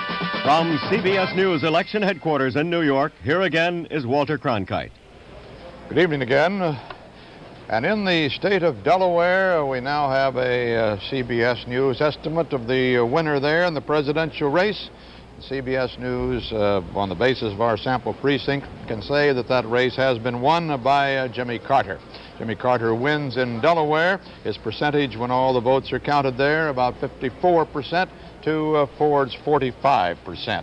Another state in, Rhode Island. Our CBS News estimate is that Carter also will take Rhode Island, defeating the incumbent president there 56 to 44% in the normally Democratic state of Rhode Island. So with now a fifth of the nation's precincts reported, a little over 21% of them in, Jimmy Carter is holding on to his popular vote majority, 52 to 47%. He has 9.25 million votes to almost 8.5 million votes for President Ford. In the all-important electoral count, it breaks down to 37 for President Ford and 123 for the former governor of Georgia. Those come from these states. For Ford, 5 states are in his column, according to our CBS News estimate. In Connecticut is the biggest breakthrough for him so far, a state that was believed to be a toss-up and has frequently been a swing state. The others are in New Hampshire, returning to a Republican column again, and in the Middle West, Indiana, Kansas, and Nebraska. Carter's states are solidly from the South, as well as a couple of others, some important ones. For instance, Texas, with its big block of 26 electoral votes, which was believed to be a toss-up, has gone in his column. And his states are these: Kentucky, Alabama, Georgia, South Carolina, West Virginia, North Carolina, the District of Columbia, Tennessee, Texas, Arkansas, Massachusetts, and Delaware. In the Senate races, 33 up tonight, as you know. The Republicans have won 4 of those so far, the Democrats 11. The big question is who takes seats from the other party in the Senate, and the Republicans have taken 2 seats from the Democrats so far tonight. The Democrats 3 seats from the Republicans. The Republican gains have come in Indiana and in Missouri. The Democratic gains have come in Maryland, in Tennessee, and in the third state, which I'll have to look up for you here and haven't found yet, but I will. In the gubernatorial races, there are 14 states at stake tonight. The Republicans have won 4, the Democrats 3. The Republicans have gained 2 Democratic seats, and the Democrats have gained 2 Republican state houses. Those gains for the Democrats have come in West Virginia and in North Carolina. The Republicans have won formerly held seats held by the Democrats in Illinois and in Delaware. In the House races, all 435 seats are up, as you know, and the Democrats hold a big 76-vote margin in the present Congress. Well, tonight so far, the Republicans have won 58 of those 435 seats up, the Democrats 148 seats. Now let's get some details from the races in the East from Mike Wallace. Mike? Walter, 85 electoral votes, New York, New Jersey, Pennsylvania, and we don't have a lot of votes in any of those 3 states, but let's take a look. Beginning with New York, all the polls have showed Carter way ahead. A month ago, they showed him winning New York City by something over 62%. Jewish voters, he was leading 72-13. Blacks, 88-4. 8% of the precincts are now reporting. And take a look at it. Gerald Ford leading 54-46%. But that's only 8% of the precincts reporting, and I'm sure that we're going to see a change in New York. Take a look now at New Jersey. In New Jersey, unemployment at over 11%. Labor working hard for Carter, but the Democrats split there, and this could be hurting Carter. The tabulated vote with 41% of the precincts now reporting.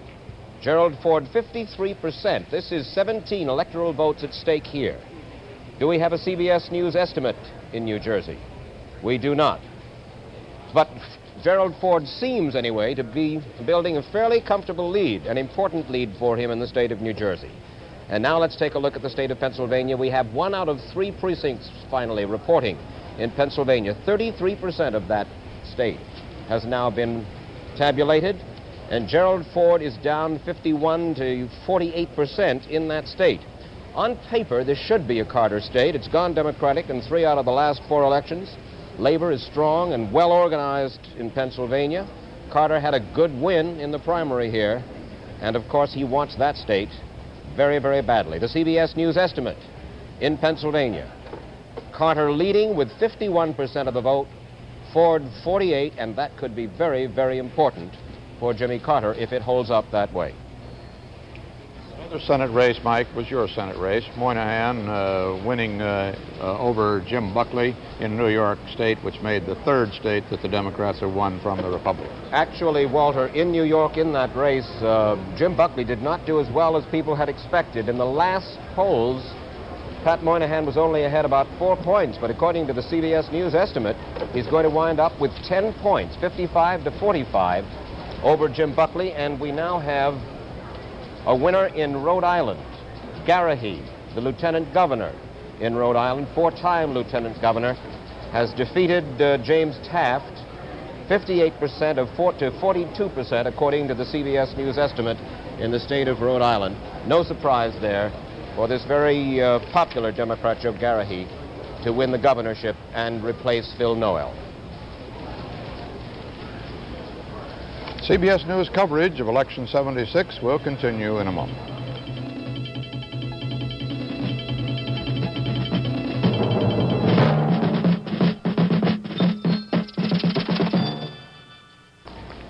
Democrats have held on to a hard-fought Senate seat in Michigan, and Republicans have taken a seat from the Democrats in Rhode Island in the Senate. In Michigan, the result, according to our CBS News estimate, shows Donald Regal, the Democrat congressman, succeeding to the seat vacated by the retiring Senator Hart. He defeated Marvin Esch, the Republican candidate, and our final figures, we believe, will be about 54% for Regal, 46% for Esch. In the state of Rhode Island, the former Secretary of the Navy, Republican John Chafee, has won in Rhode Island over Richard Lorber, a political newcomer, for the seat being vacated by the retiring John Pastore. The final vote in Rhode Island, probably around 55 to 45% for Chafee. President Ford's following tonight's returns from the White House. Bob Schieffer's there. Bob? Walter, this is not going to have any effect on the outcome of the election, but some sort of offbeat news. You know, we mentioned earlier that President Ford was having trouble with his voice. Well, we've now been told that the president has lost his voice entirely. He is simply unable to speak. An aide told me a while ago that he has no fever or any ill effects or anything like that, but his voice simply gave out after this marathon tour that he took over the last 10 days, where he made literally hundreds of speeches. So there's a real question now as to whether the president will be able to make a statement tonight. Whatever happens, he simply may be unable to talk. The aide who told me about it said that he sees no way the president can have anything to say tonight unless Dr. Lukash, the White House physician, is able to give him some sort of medicine. Also, Walter, just one note here. The outlook here right now is not entirely optimistic. Nobody is conceding defeat or anything of that sort, but nobody is going around saying we've got it in the bag so far. The closest one aide would say to that tonight was that, well, it's still doable. Walter? We'll be coming back there, Bob, for reports later on this evening, of course. And now let's go to our southern regional correspondent, Roger Mudd. Roger? Walter, it's obvious that whatever damage was done by the Playboy interview and by the GOP's success in picturing Jimmy Carter as a free-spending liberal has been outweighed by a huge turnout in the South, an enormous number of Southerners turning out to vote for a fellow Southerner, and a huge number of black voters turning out. We already, for instance, are able now to call in Louisiana, which was thought to be a state leaning toward Ford. We call that, according to our CBS News vote profile analysis, Louisiana goes to Jimmy Carter. That makes the 9th state out of the 13 in the South to go for Carter. You can take a look at the southern list of states and see what Carter has done. I'll give you the percentage by which CBS News estimates the Carter win. Alabama, 58%, Arkansas, 66%, Georgia, 69%, Kentucky, 52%, North Carolina, 55%, South Carolina, 57%, Tennessee, 56%, Texas, 53%. And added to that now is Louisiana. There are 2 state races that have tightened up since we reported last. The first one is in Virginia. The popular vote there, the tabulated vote with 2/3 of the precincts in, now show Carter and Ford splitting it even. The race there centers around President Ford's strength in the central part of the state, in small towns, in the rural areas. Jimmy Carter is staying in the race because of the large turnout by blacks and a heavy vote in the large cities, Richmond, Newport News, Hampton, and Norfolk. The second tight race in the South is in the Florida presidential race, and that reveals that Jimmy Carter is barely holding his own in the Panhandle, which is a traditional Democratic part of Florida, and in the so-called condo vote, the huge vote that comes out of the condominiums of South Florida, Carter there is splitting with Jerry Ford. That one will go down to the wire. So, Walter, out of the 13 southern states, Carter now has 9, and we're holding for 4 more. George or Walter? All right. Quentin Burdick has won his seat again in North Dakota. That's a CBS News estimate in the state of North Dakota. Incumbent Senator Burdick has won over Robert Straup's challenge by a rather hefty 2-to-1 margin, 65 to 35%, according to our estimate. In Wisconsin, Senator Proxmire has been returned as expected. Won re-election easily there, although we don't have our percentage. Well, this is the actual vote in so far. Proxmire 72 and York 28%. No, that's our estimate. I'll take that back. But Proxmire wins easily as expected in the state of Wisconsin. Now, in some of those very close states on the presidential race, let's take a very quick look at them. In Illinois, 11% of the vote is in, and Carter has moved into a 58% lead. In Illinois, in Michigan, 14% of the vote is in. Carter has got a lead there of 56% in the president's home state. In Maine, 6% of the vote in, and Carter's got a lead in that traditionally Republican state, 51%. Maryland, 56% of the vote in, and Carter's got a 51% lead in Maryland. In New Jersey, nearly half the vote in, 43%, and Ford is holding on to his lead. He's got 52% there now, but that's less than he had a few moments ago by about 1%. In New York, the first 10% of the votes have been counted, and Ford has jumped into an early lead of 54% in New York. In Pennsylvania, 1/3 of the vote in, 35%, and Carter's now moved into a lead in Pennsylvania. He was trailing there. He's now in the lead with 51%. CBS News coverage of Election 76 will continue in a moment.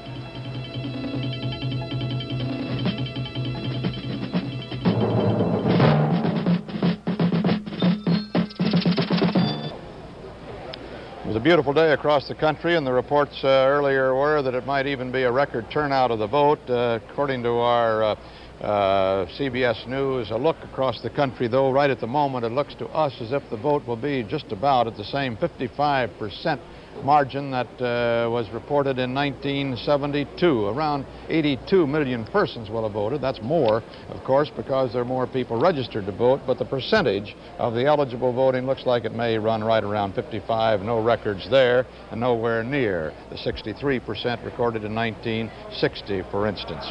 And now in the state of Colorado, CBS News can estimate on the basis of our sample precincts that President Ford will win in his skiing state, defeating Southerner Jimmy Carter 54 to 44, the Rocky Mountain state of Colorado, for its 7 electoral votes. The 1/4 of the precincts have been counted now. 26% have been tabulated. Carter holds on, 52 to 47%. He now has 11.25 million.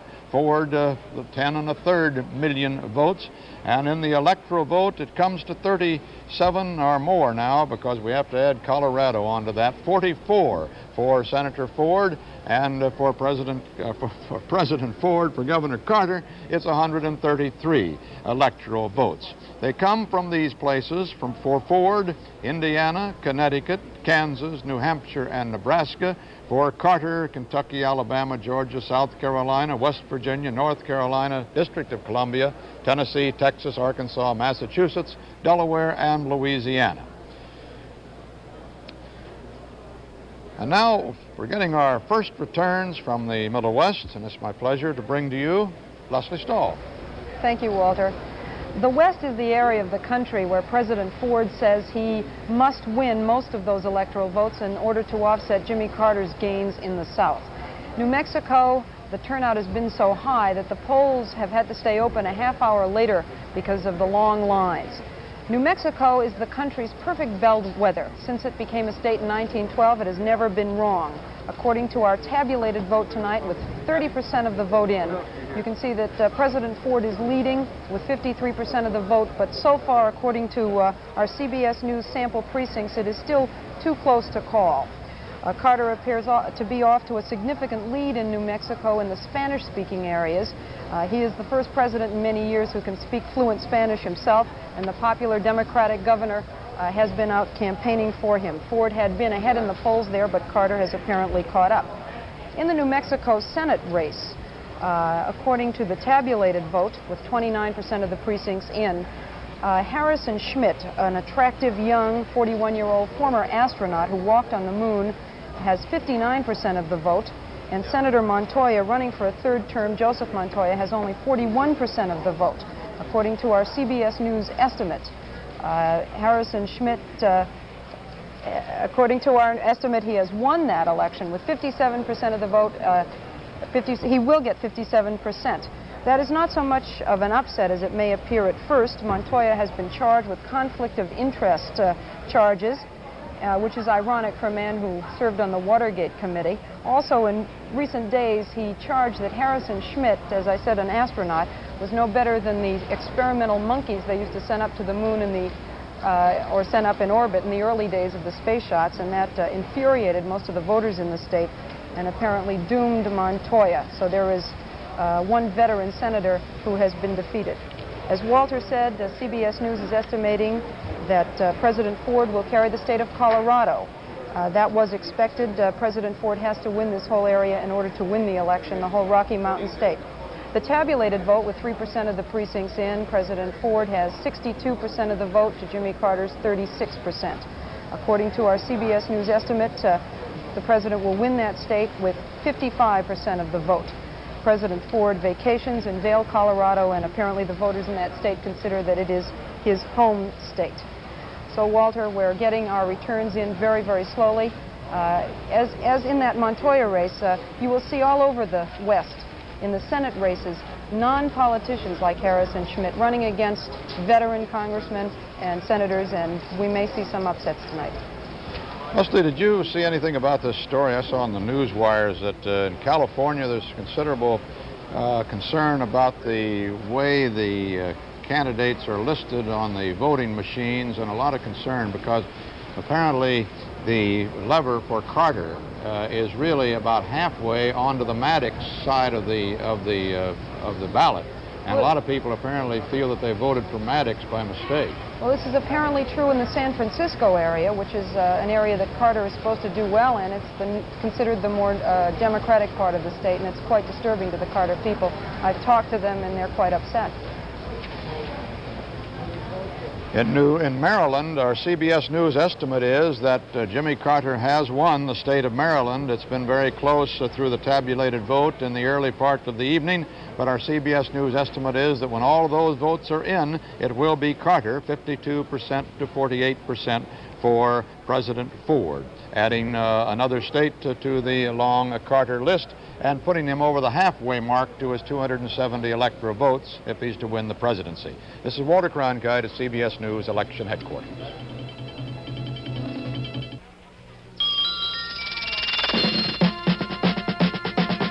CBS News continues its coverage of Campaign 76, Election Night.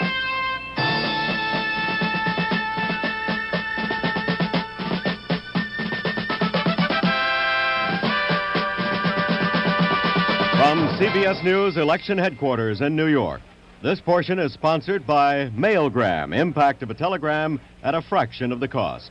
Now here again is Walter Cronkite. Good evening again. Only in the far west are polls still open, and it looks like it's just about as close a race as the pollsters told us it was going to be. With now 29% of the national precincts counted, Jimmy Carter holding on, as he has for the last couple of hours, to a 52% lead in the popular vote. He now has 12.5 million votes to 11.75 million votes for President Ford. They break down in the electoral vote. 270 are needed, you know, and now Carter has gotten over half of that number. He has 143 to Ford's 44. They come from these states: Ford, Indiana, Connecticut, Kansas, New Hampshire, Nebraska, and Colorado. He's taken those central United States states as well as Connecticut, which he hoped would be an omen of things to come in the eastern states. Carter has taken a long list of states for his total 143 votes, nearly all of the South as expected. He's taken Kentucky, Alabama, Georgia, South Carolina, North Carolina, West Virginia, the District of Columbia, Tennessee and Texas, a big win there for him. Arkansas and Massachusetts in the east, Delaware. He's taken Rhode Island, Louisiana. That was expected to be a close one, but that has fallen into Carter's total, and the state of Maryland. In the Senate races, there were 33 up tonight, 22 Democratic seats, 11 Republican seats. So far, the Democrats have won 15, most of those the seats they expected to hold, and the Republicans have won 6, including seats they expected to hold, but they have gained some, and so have the Democrats. The Republicans actually have gained 4 seats that were held by the Democrats before. The Democrats have gained 3 from the Republicans for a net gain of 1 for the Republicans in the new Senate. As before, the previous Senate, the Democrats had a big margin there, 62 to 38, and this will hardly turn over control of the Senate to the Republicans. It's a start for them. They have taken seats from the Democrats now so far in Indiana, in Missouri, and let me see where else they have taken states from the Democrats. Well, I'll get that one for you. In Rhode Island, of course, also, where John Chaffee has won in Rhode Island. The Democrats have taken seats from the Republicans in the states of Maryland and in Tennessee and in New York. Now for the gubernatorial races, the state houses. There are 14 up, 8 Democratic, 6 Republicans. The Republicans have won 4 and the Democrats 4. They're splitting those so far. They have traded a few of those. The Republicans have taken 2 seats from the Democrats and the Democrats 2 seats from the Republicans. The Democrats have taken seats in North Carolina and in West Virginia. The Republicans have taken seats from the Democrats in Illinois and in Delaware. In the House, before we get to that, let me tell you that our CBS News estimate is in for the state of Minnesota, and as expected, Jimmy Carter has won Minnesota. That Democratic farmer labor state has gone for the challenger from Georgia. Probable final percentage 56 to 42%. Gene McCarthy, who at one time represented Minnesota in the United States Senate, got 2% of the vote in his home state. And in Florida, an important call we've been looking forward to receiving, finding out who won that state that was thought to be a toss-up in these last few days of the campaign. Jimmy Carter held on in Florida. He will win there when all the votes are tabulated, according to our CBS News estimate, 53 to 47%. And that's another big boost for Jimmy Carter. He's held on in a state where Ford was making a hard and strong last-minute challenge. In the House of Representatives, with 435 seats at stake, the Democrats have won 187, the Republicans 89. The Republicans needed to take 76 seats from the Democrats tonight in order to win control of the next House of Representatives, and they are probably not going to do that tonight. Eric Severide and Bill Moyers have been watching Jimmy Carter's performance among suburban voters. Gentlemen, how's it look out there in the suburbs?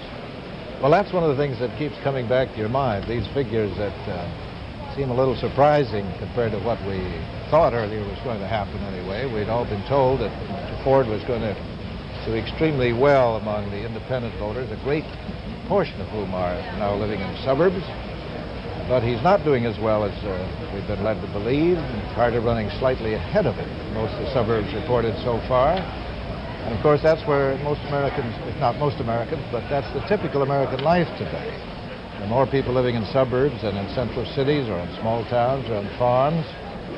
And suburbanites used to be fairly well-heeled, well-established people, generally voted pretty conservative with taxes on mind, maybe more than employment or wages. What's changed about the suburbs? Great migration. Great migration from the cities of the working class, the blue-collar workers, the firemen, the policemen, civil servants who had heretofore lived in the cities have now come out to the suburbs, and they brought with them very ancient democratic instincts, intuitions, and aspirations. And that's made a big difference in the Democratic vote in many of the suburbs. I'm impressed, Eric, with the fact that this is shaping up as a basically non-ideological race. There is no sharp contrast between the two parties. There are differences, but no great contrasts. There are no sharp contrasts between the personalities of the two men. So partisanship and self-interest are asserting themselves in this election, and it could well be decided by the fact that there are simply more Democrats than Republicans. Somebody said Republicans sleep in twin beds, which is why there are probably more Democrats than there are Republicans. And so with Democrats outnumbering Republicans 2-1, on that breakdown you have the trend that you see running in the presidential race, at least. It's too early to call. But, of course, the reassertion of the old Democratic coalition, the Catholics, the South, the white vote, the blacks, is a very encouraging sign for Carter. On the South, I have to say that as a Southerner, that is probably one of the most historic turns of this 1976 election. Whether Carter wins or loses, he has freed the South from the grips of George Wallace, and he's freed Texas from the clutches of John Connally. And the Democratic Party now finds itself able in the South to fight its battles on economic lines and not on racial lines. Very encouraging, it seems, to a lot of us. Bill, there's some other encouraging little notes here and there. Some signs the Republic may not be going to the dogs all that rapidly. The very scholarly people 6 weeks ago said the total vote would be below 50% for the first time in 50 years. It's not. It's running 55. It's normal. The Senate is trading in Montoya and Hartke for people like Sarbanes of Maryland, a Rhodes Scholar, Pat Moynihan of New York, a certified card-carrying 24-carat intellectual. At least the level of rhetoric ought to rise considerably, which should interest the press gallery at the Senate next year. Back now to Walter Cronkite. Our CBS News estimate, gentlemen, is that in Vermont, as expected, President Ford has won that once solidly Republican state. He will probably come out of the state with about a 59% margin in Vermont, 53% margin over Carter, and with Gene McCarthy picking up about 2% of the vote in Vermont. Also in Minnesota, no surprise to anyone, the hero of Democratic farmer labor politics in Minnesota, Hubert Humphrey, who recently underwent serious operation, as you know, and is now recovering, has won his Senate race there, 75 to 25% over Gerald Brecke, his Republican challenger. CBS News coverage of Election 76 will continue in a moment.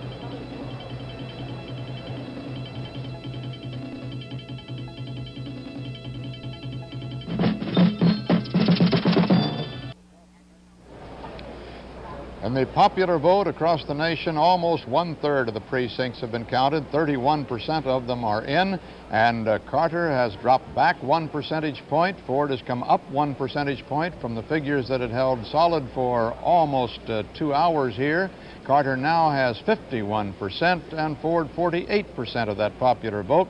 Carter 13,893,000, Ford 12,879,000, just 1,020,000 or so behind.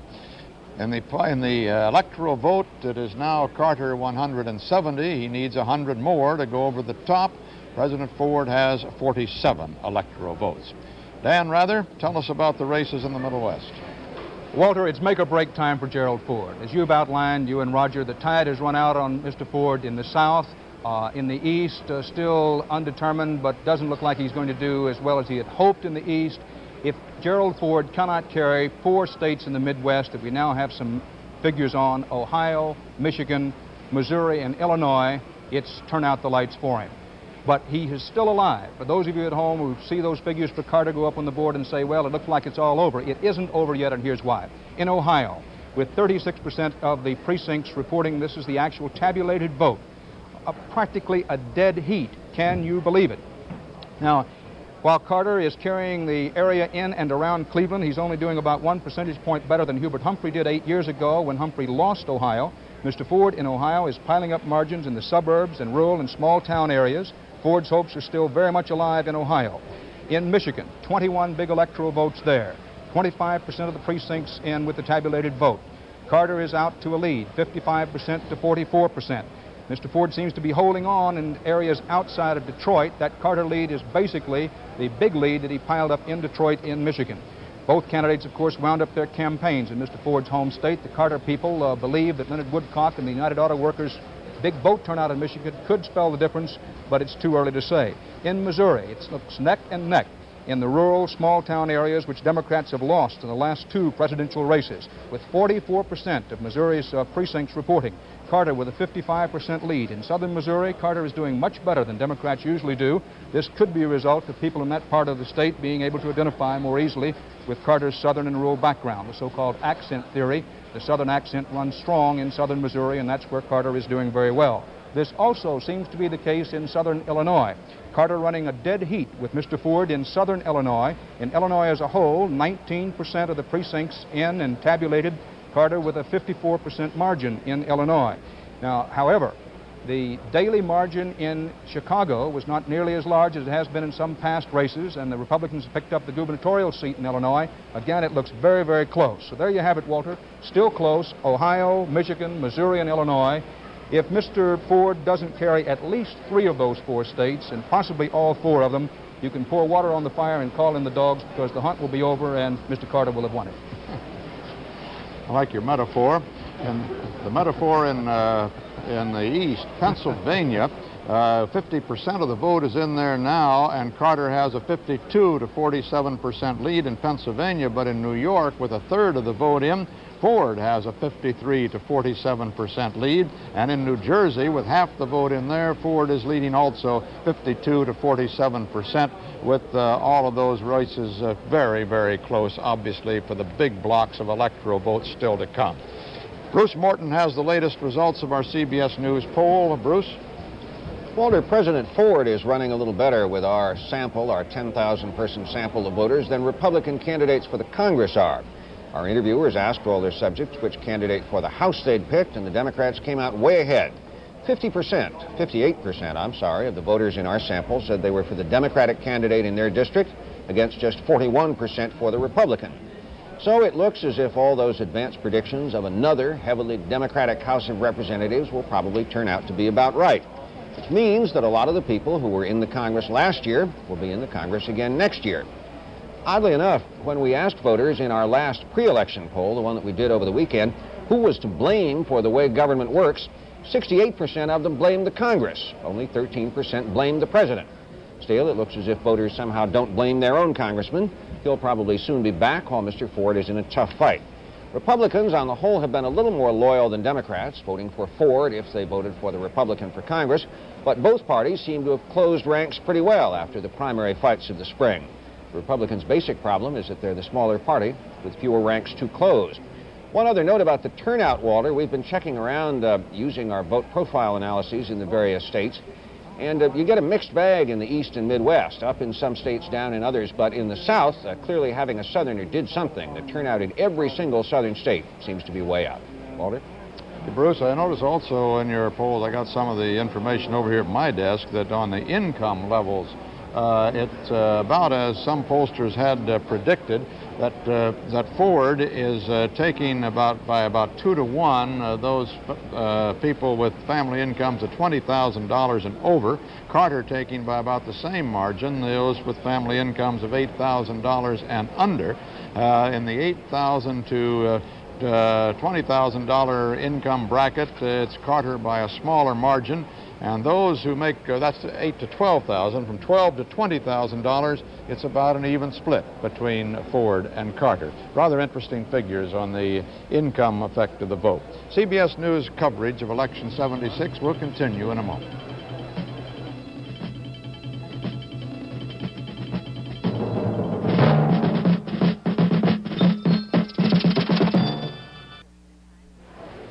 Just as I said it was going to be, it seems to be nip and tuck at this hour of election night, with a third of the nation's precincts counted now. Carter's lead is down to 51%. It once was as high as 53. It's now 51. Ford has 48%. Gene McCarthy has 1%. Carter has 14.75 million votes to almost 13.25 million votes for Jerry Ford. From the South, let's take a look at how the races are shaping up there, or have shaped up in the case of most of them. Roger? It's almost over, not quite. A few still holding out as the as the clock moves on. The Florida call that we had a little earlier is interesting only because that was the one state George Wallace went into and campaigned. He campaigned in the northwest part of Florida, the so-called Panhandle, but up there Carter didn't do as well as most Democrats generally do. Here are the votes from Florida, 70% of the precincts in. Carter the winner, or Carter carrying 53% of the vote. The CBS News VPA vote profile analysis shows Carter with 53%. The two remaining tough races in the South for Carter are number one, Mississippi. And if we can take a look at Mississippi, you'll see almost a third of the precincts in. Carter leading about 52% to Ford's 47%. The big guns came into Mississippi. The Republicans sent in Jesse Helms and Strom Thurmond, and the Democrats countered with George Wallace, and the firing isn't over there yet. And the second tight race in the South is Oklahoma, about more than three-quarters of the precincts in, and Carter trailing Ford by about 3 percentage points. Carter is doing well in Oklahoma, only in the southeast portion of the state, that part of Oklahoma known as Little Dixie. So we're waiting on two more, Walter, Oklahoma, Mississippi, three more, and Virginia. With Harrison Jack Schmitt, who walked on the moon, joining John Glenn in the United States Senate. That gives us, he comes from New Mexico, you know, and defeated the incumbent Joseph Matoya there tonight. Well, that gives us 2 astronauts in the United States Senate out of 100 members. That is 2% of the Senate. And if the Supreme Court's one-man, one-vote rule applies to professional and occupations, this is a vast overrepresentation in the United States Senate for astronauts, because they are in the United States population. They represent 0.0000002% of the U.S. population, 2.5, 10 millionths of the population, and yet they're 2% of the United States Senate. This is Walter Cronkite at CBS News Election Headquarters.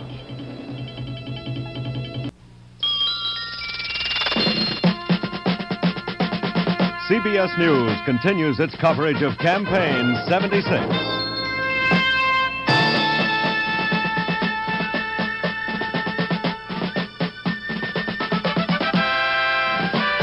Election night from CBS News Election Headquarters in New York. Here again is Walter Cronkite.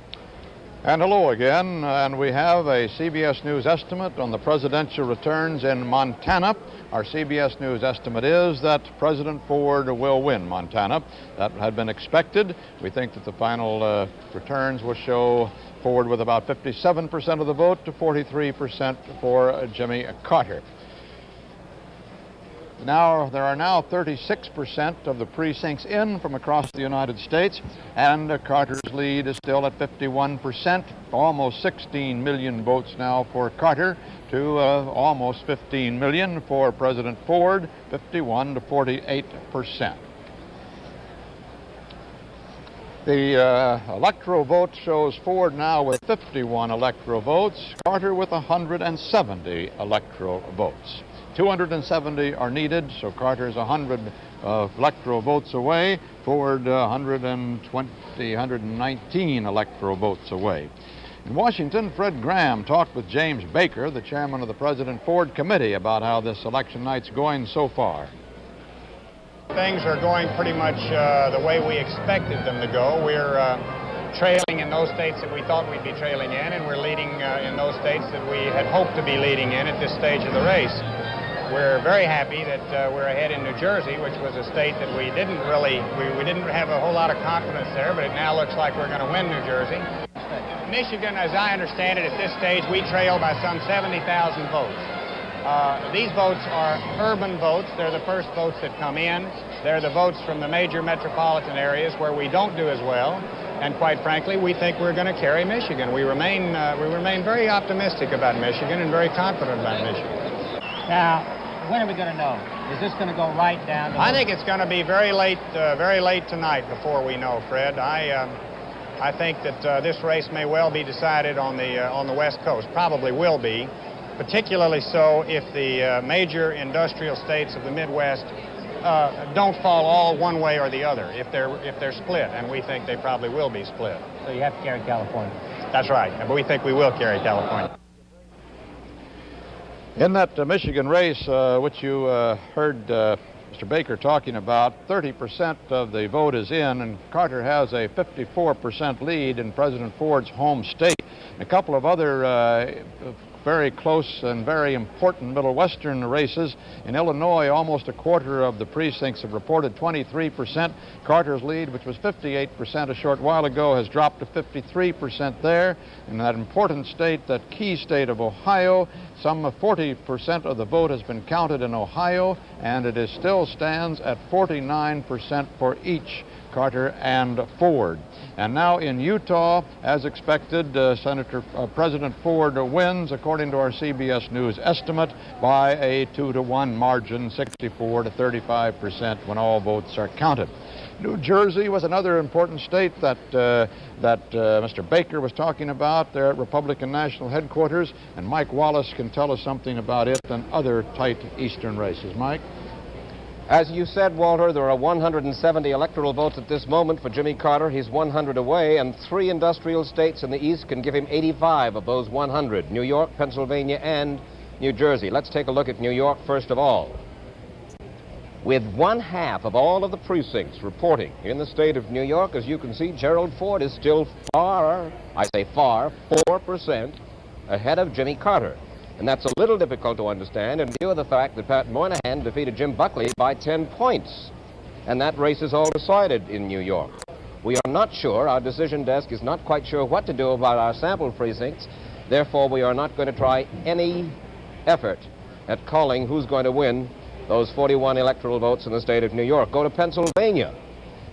In Pennsylvania, 56% of that vote is now in.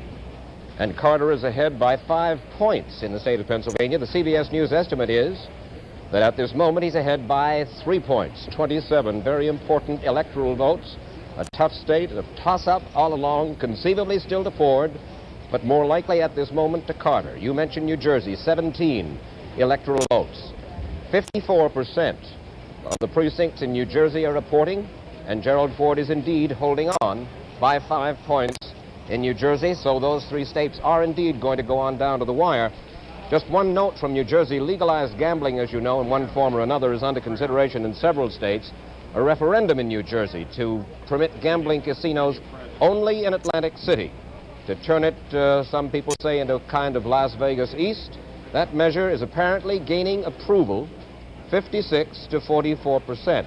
2 years ago, a measure to allow casino gambling statewide in New Jersey failed by 3 to 2. So apparently, Walter, you'll be able to give up the office pool and take your car down to Atlantic City. The state of Wyoming, as expected, continuing President Ford's solid sweep out there in the western and northwestern states. He has won, according to our CBS News estimate, Wyoming. The final percentage we don't have an estimate on quite yet. CBS News coverage of Election 76 will continue in a moment.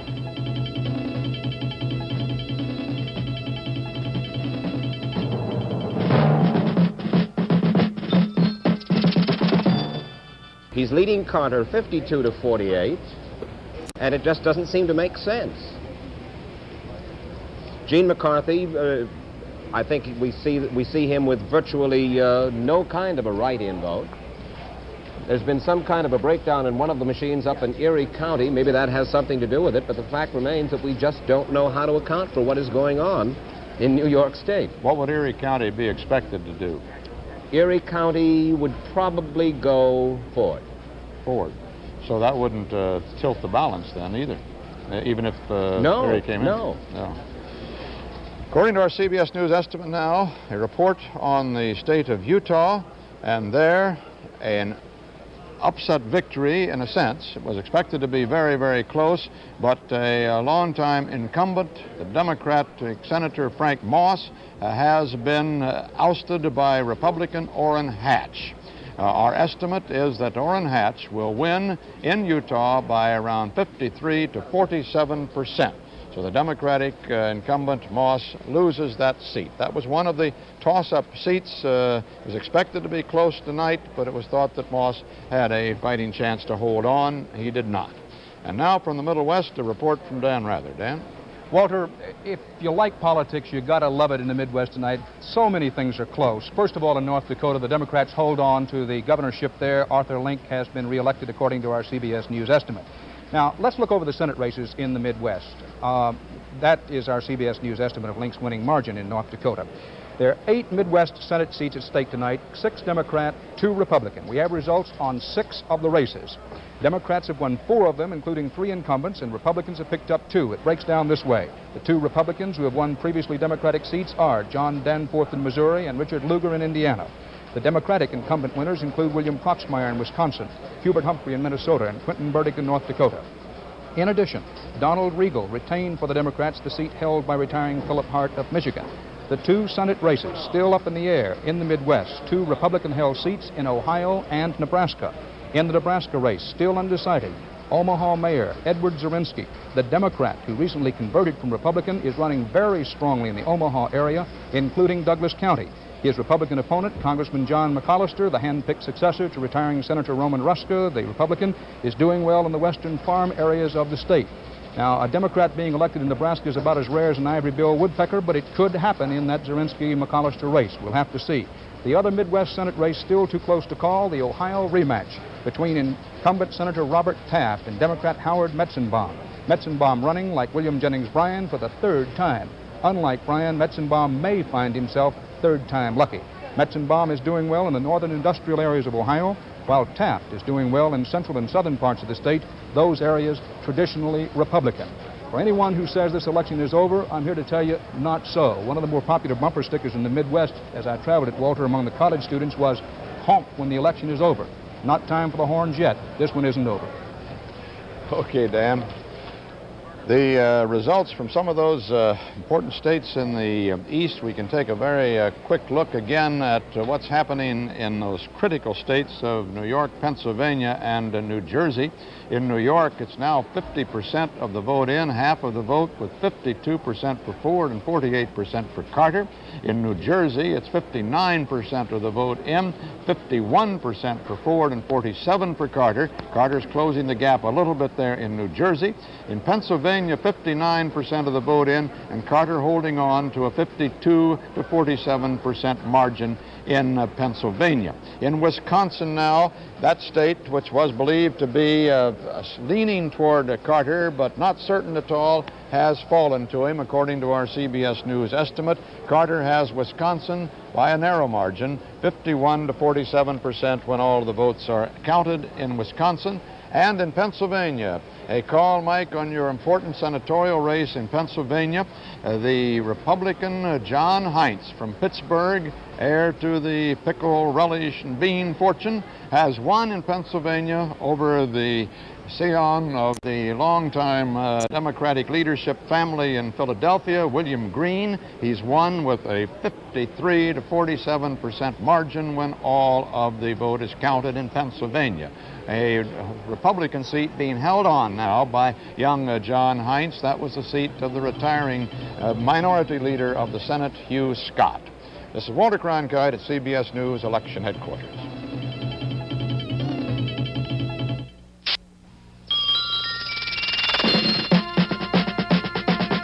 CBS News continues its coverage of Campaign 76.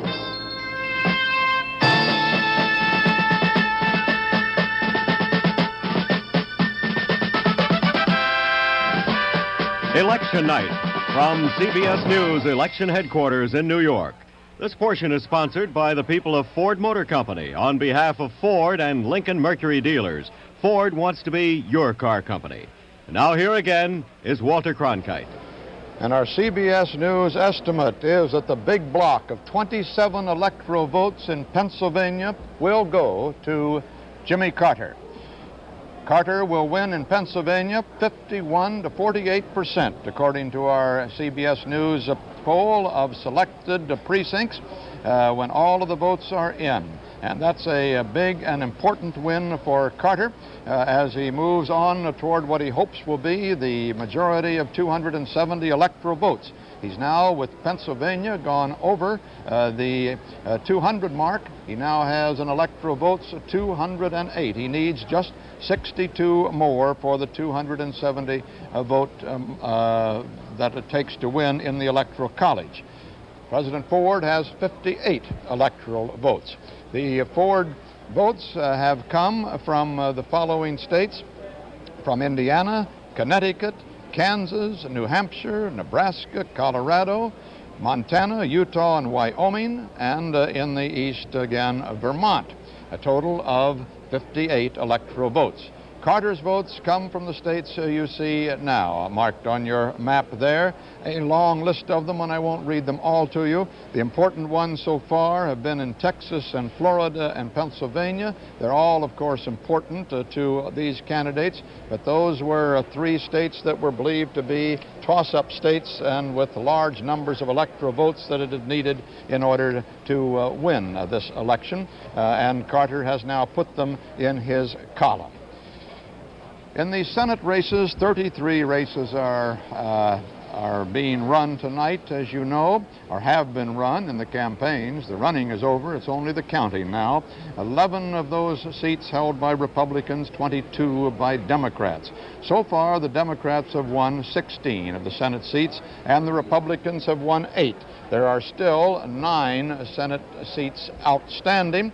Most of those seats are ones that had been expected to be held where they are. But on the other hand, let's look at this. The name of the game, of course, is to take seats away from the other party, not just hold even. And the Republicans are doing a better job of that tonight than are the Democrats. They have taken 5 seats from the Democrats so far. The Democrats have taken just 3 seats from the Republicans.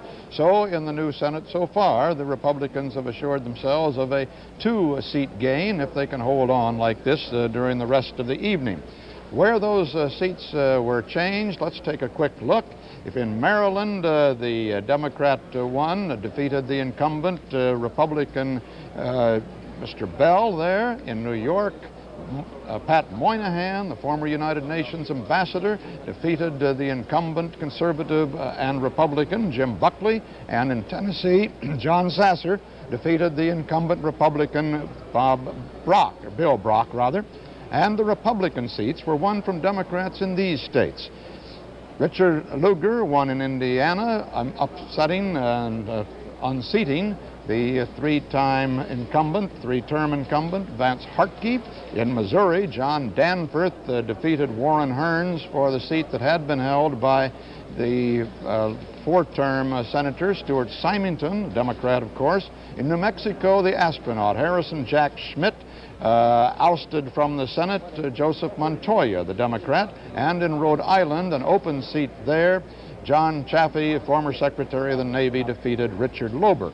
In Utah, Orrin Hatch, the Republican, upset and ousted from the Senate the Democratic Senator Moss. In the gubernatorial races, there are 14 of those at stake tonight. So far, 10 have been decided, and the Democrats have won 6, the Republicans 4. And in the question of taking seats from one another, well, that's an even push so far in the gubernatorial races. Republicans have taken 2, and the Democrats 2. The Republicans won in Delaware and Illinois.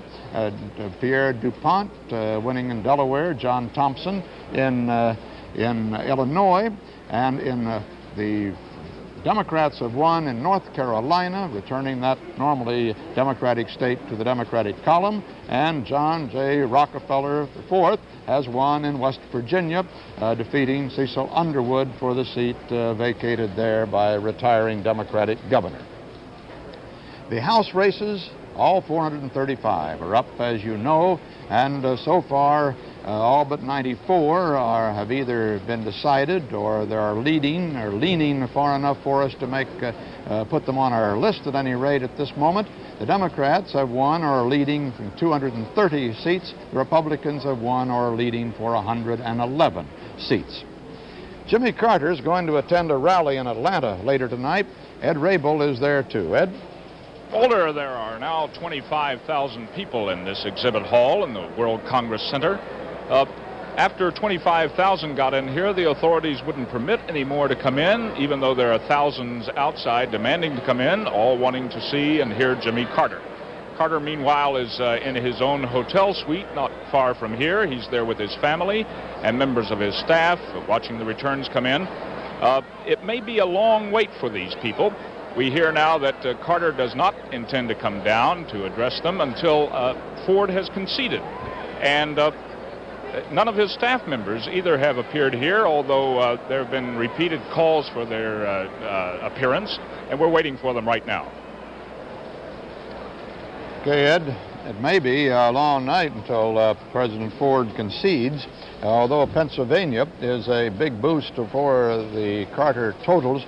He's still got some way to go. He needs 62 more electoral votes, and the states where those will come from, the big states, where he must really expect them at this stage, since he's already got his southern bloc in to his column, and most of the Middle Western, the smaller Middle Western and Western states are expected to go for Ford. Well, he's going to need some of these big ones. And here's the way it looks in those big states right now. Illinois, 35% of the vote has been counted in Illinois.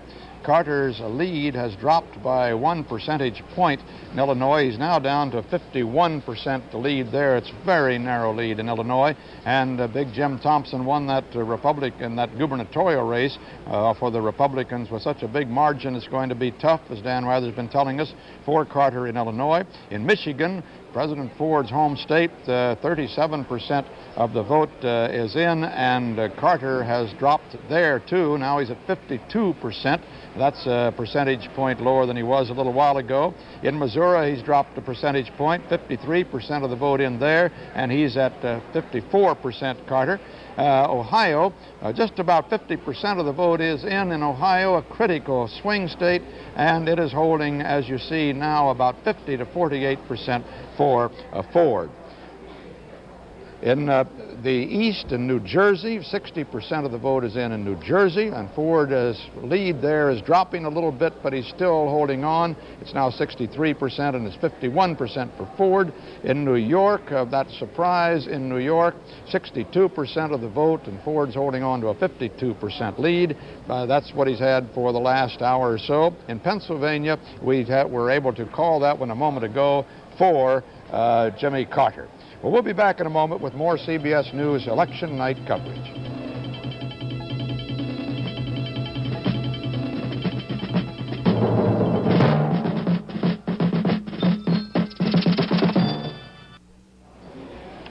"41% of the national precincts counted, 51% for Carter and 48% for Ford." And now, Mike Wallace, what does it look like in the East? Well, you talked about Pennsylvania, and that is a very important state. A very important state for Jimmy Carter. Gerald Ford's manager in Pennsylvania, Drew Lewis, said that if Ford loses Pennsylvania, that may be the ball game, and indeed it may be. Let's take a look at that Pennsylvania vote for just a moment. With 64% of the precincts reporting, as you can see, Carter is about 150,000 votes ahead of Ford. But CBS News estimates that when all the votes are in Pennsylvania, Carter will take 51% to Ford's 48% of that vote. Eugene McCarthy will take 1%. Lester Maddox will have about 12,000 votes. We've been able to break down what happened to some degree now in Pennsylvania. In black areas, Jimmy Carter took 91% of the vote in our black precincts. In Philadelphia, 63% of the vote. In large cities, 59% of the vote. In each of those spots, he ran somewhat ahead of Hubert Humphrey's run against Richard Nixon back in 1968. And that conceivably could have made the difference for Jimmy Carter. As a matter of fact, as you add up the vote in the black areas of Philadelphia, where we have our sample precincts, it begins to look as though the black vote in Pennsylvania could have made the difference for Jimmy Carter. Now let's move to New York. Still a mystery.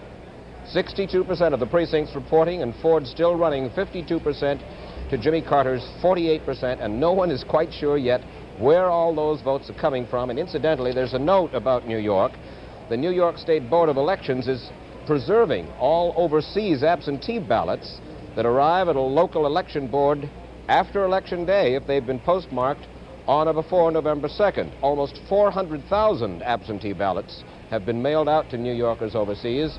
Generally speaking, rule of thumb, 90% of them are sent back, so it's conceivable that the New York vote could go on for several days yet before it's decided.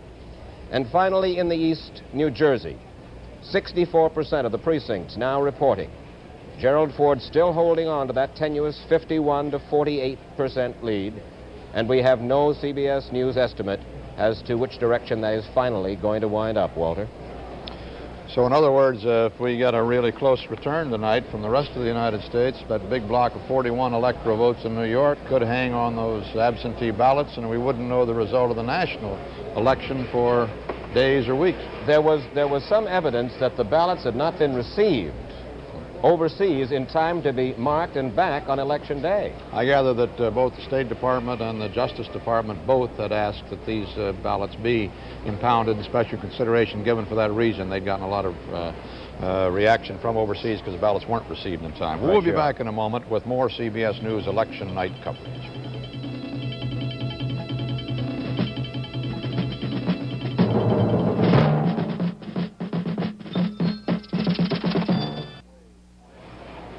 We're inching up toward the halfway point in the count of the nation's precincts on this 48th presidential election, our bicentennial election.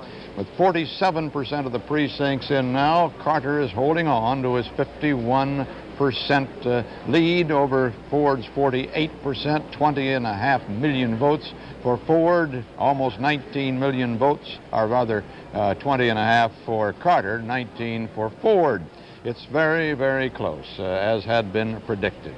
In the electoral vote, President Ford has got 58 electoral votes so far. Carter, 208 electoral votes. Carter is just 62 away from the magic number of 270 to put him over the top, but getting those last 62 are going to be difficult. Illinois, Ohio, Michigan, California, all are expected to be very close. The California polls have just closed. Ohio, Michigan, and Illinois' counts are very close indeed.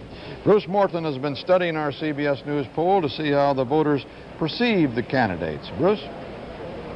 Walter, like any election, as you know, this one has to a degree been based on personality, on what the voters were looking for in a president, on what they thought they saw in Gerald Ford and Jimmy Carter. Our interviewers asked their subjects, 13,000 odd of them in the state the poll is in at the moment, to choose from a list of attributes. 40% of them said they voted for their candidate because he was the more capable. They named that more than any other single thing. And most of the ones who said that was important voted for Gerald Ford. 23% of our sample said they were for their man because he was their party's candidate. Those party regulars, more often than not, went for Jimmy Carter. 22% said they voted for their candidate because they trusted him. President Ford was the winner on that trust issue. What did voters dislike about Gerald Ford? The Nixon pardon tops that list. 33% of our sample mentioned it. Ford's ties to business came second. The charge that he doesn't run the government came third. What did they dislike about Carter? Well, 31% said they didn't know his stands on the issues. 26% said they don't trust him. So those old ambiguous feelings which have dogged the Carter campaign ever since the early primaries all seem to be alive still today. Some things which not very many people mentioned, our voters didn't choose because of how the candidates performed in those television debates, or so they said. And Walter Mondale and Robert Dole weren't mentioned much either, despite all their campaigning. Only 10% of the voters in our sample said the vice presidential candidates were a factor in choosing the president. Those who did mention it, though, lopsidedly preferred Mondale to Dole. Walter? Thank you, Bruce. Let's go right now to the western states. We haven't heard from them for a while. Leslie Stahl. Leslie? Walter, the Rocky State votes are coming in. This was the area of the country that Ronald Reagan won in the primaries. President Ford did not win any of these states. Nevertheless, he is winning there tonight. In the state of Idaho, according to our tabulated vote, with 22% of the precincts in, President Ford has 64% of the votes. According to our CBS estimate, President Ford is leading that state. That is no surprise. Jimmy Carter hardly had a campaign there at all. In the state of Utah, a Senate race, CBS News, as Walter said earlier, estimates that Orrin Hatch A conservative Republican has won that race with 53% of the vote. Orrin Hatch defeated 65-year-old Frank Moss, a veteran congressman running for a fourth term. It is a major upset. Orrin Hatch is one of those unknowns, a non-politician who, because of that, seems to be defeating the kind of person who will be defeating these veteran senators all over the West. Orrin Hatch got a lot of money from conservative organizations, and he is quite right-wing in his attitudes, ran against Washington. In Utah, CBS News is now ready to say that Scott Matheson, the Democrat, will win that race. We're estimating with 55% of the vote. He is defeating Vernon Romney, the Republican who was the Attorney General there. Romney had a very famous Mormon name. You would have thought he would win, but Matheson was backed by the very popular Governor Calvin Rampton, who is retiring. Rampton went on record saying that Vernon Romney was not smart enough to be governor. In the state of Wyoming, we may have a potential upset here with 32% of the precincts in. Malcolm Wallop, an unknown, has 59% of the vote, but I am now being told that CBS News is ready to say that Malcolm Wallop will defeat Gail McGee, veteran congressman. We don't yet know by what percentage, but we are ready to say that Malcolm Wallop, as I have said, has defeated Gail McGee. Again, it's a question of age. Malcolm Wallop is 43 years old. He is a state senator, and as in other states, he's a conservative who ran against Washington, and he ran against the mail service. Gail McGee was chairman of the Post Office Committee. Walter? In those very tight races now, let's take a very quick look at where they stand. In New Jersey, 65% of the vote has been counted, the precincts at any rate, and Ford is holding on to a 1% margin, 51% or a 3% margin, but he's got 51%. Carter's 48% there. New York has 65% of the precincts counted. Ford holding on to the 51 to 49% lead he has in New York. In Illinois, with 43% of the vote counted there now, Carter holding on again, 51%. Michigan, 39% in Ford's home state, Carter holding on, 52%. In Missouri, 60%, and Carter's improved his standing in Missouri by 1% to 55%. And in Ohio, 54% counted. Carter's dropped back 1 percentage point. It's 50-48 now. This is Walter Cronkite at CBS News Election Headquarters.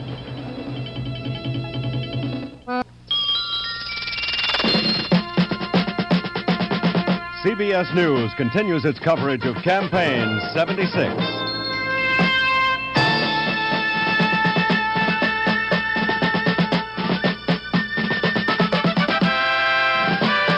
Election night from CBS News Election Headquarters in New York. This portion is sponsored by Western Union, now serving America with communications satellites. Now here again is Walter Cronkite. Polls are closed across the continental United States on this election day. More than 50% of the precincts have reported in.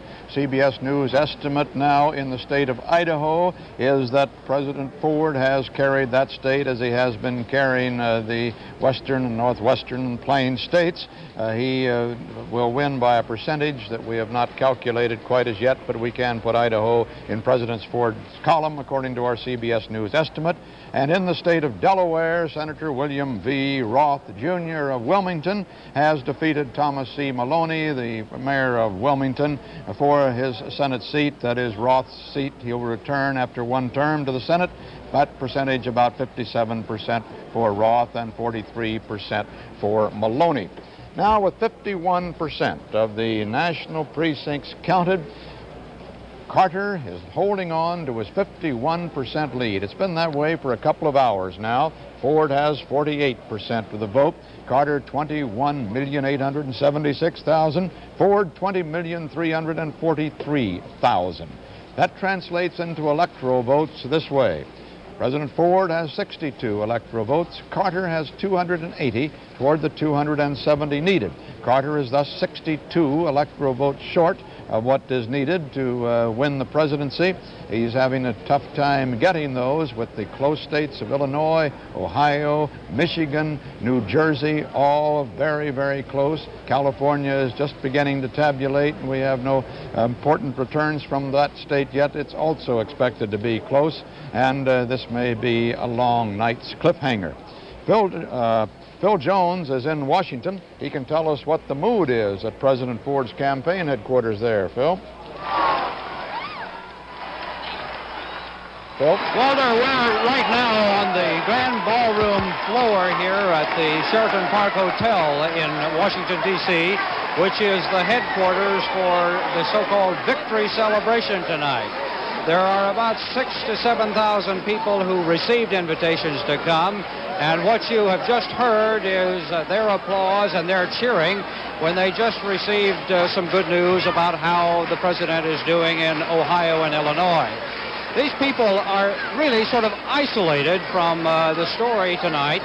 They're getting all of their news on how the election is going from a huge projection screen, which is shown over on the wall here to my left.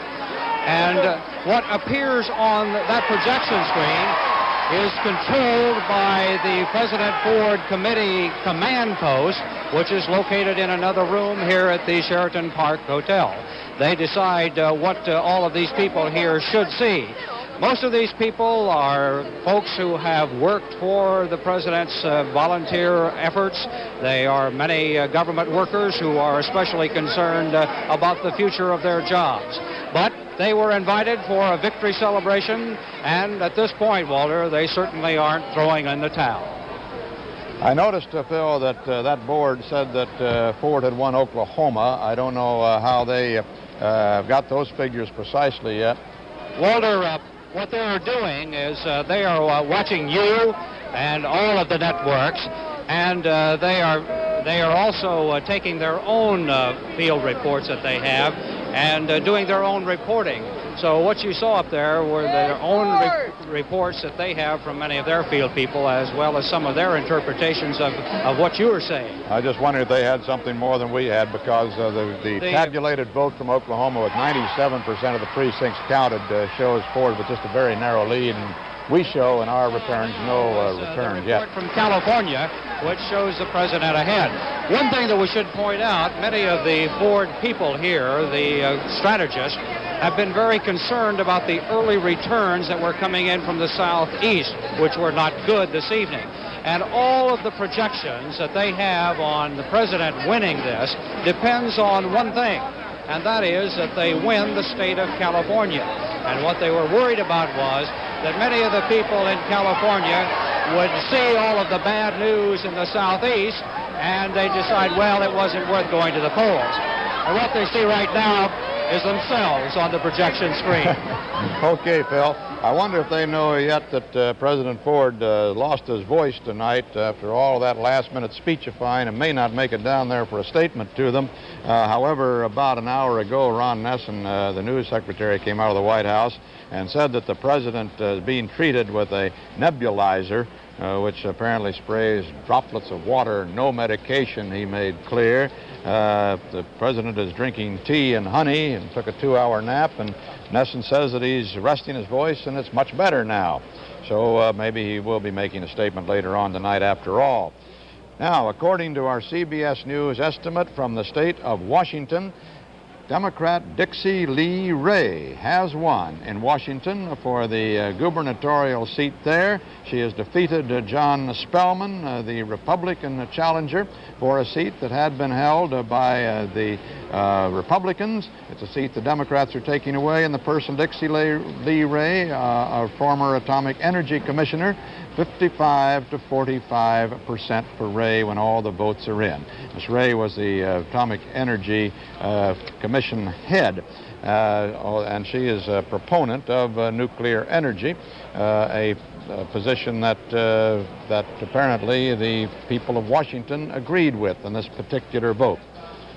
Now, those close states in the Middle West may very well hold the balance in this presidential race, along with New York and New Jersey, which are still showing slight Ford leads with 65% of the vote in each of those states, about a 1% lead for Ford in each state. What about the Middle West, Dan Rather? Walter, in the 12-state Midwest region, the nation's toss-up belt, 7 states at this hour are too close to call for either Gerald Ford or Jimmy Carter. The 5 which we have estimated winners go like this. For Jimmy Carter, Wisconsin, 11 electoral votes. Maybe the biggest shock of the evening thus far for Gerald Ford and his forces that Carter has won Wisconsin. And Minnesota, 10 electoral votes. President Ford has picked up 3 states. By our estimate, they are Indiana, 13 electoral votes, Kansas, 7 electoral votes, and Nebraska with 5. In Wisconsin, a state hotly contested where it was thought that Eugene McCarthy might take away some votes from Jimmy Carter, the Democrat has pulled through. Now, what's so surprising about this is that Wisconsin is the birthplace of the Republican Party. This is what our CBS News estimate looks like. The final total in Wisconsin may be along these lines. Not only is it the birthplace of the Republican Party, in the last 3 close presidential elections, we're talking about 48, 60, and 68, the Republicans won Wisconsin. But not tonight. This is what the tabulated vote looks like. 37% of the precincts in and tabulated, with Carter holding about a 53% margin. Jimmy Carter managed a comfortable win in Wisconsin, this despite some pre-election polls showing the state leaning to President Ford. And Melvin Laird, the former Republican congressman from Wisconsin, may need mouth-to-mouth resuscitation because he just was absolutely convinced that President Ford would carry Wisconsin. Laird and many other Republicans worked their hearts out, but it just wasn't to be. Eugene McCarthy, by our estimates, took 2% of Wisconsin's vote, and it was thought that if McCarthy was going to do well anywhere, he would do it in Wisconsin. It is a surprisingly low vote total for the man that some people call the Prince of Castaways, Eugene McCarthy, in Wisconsin.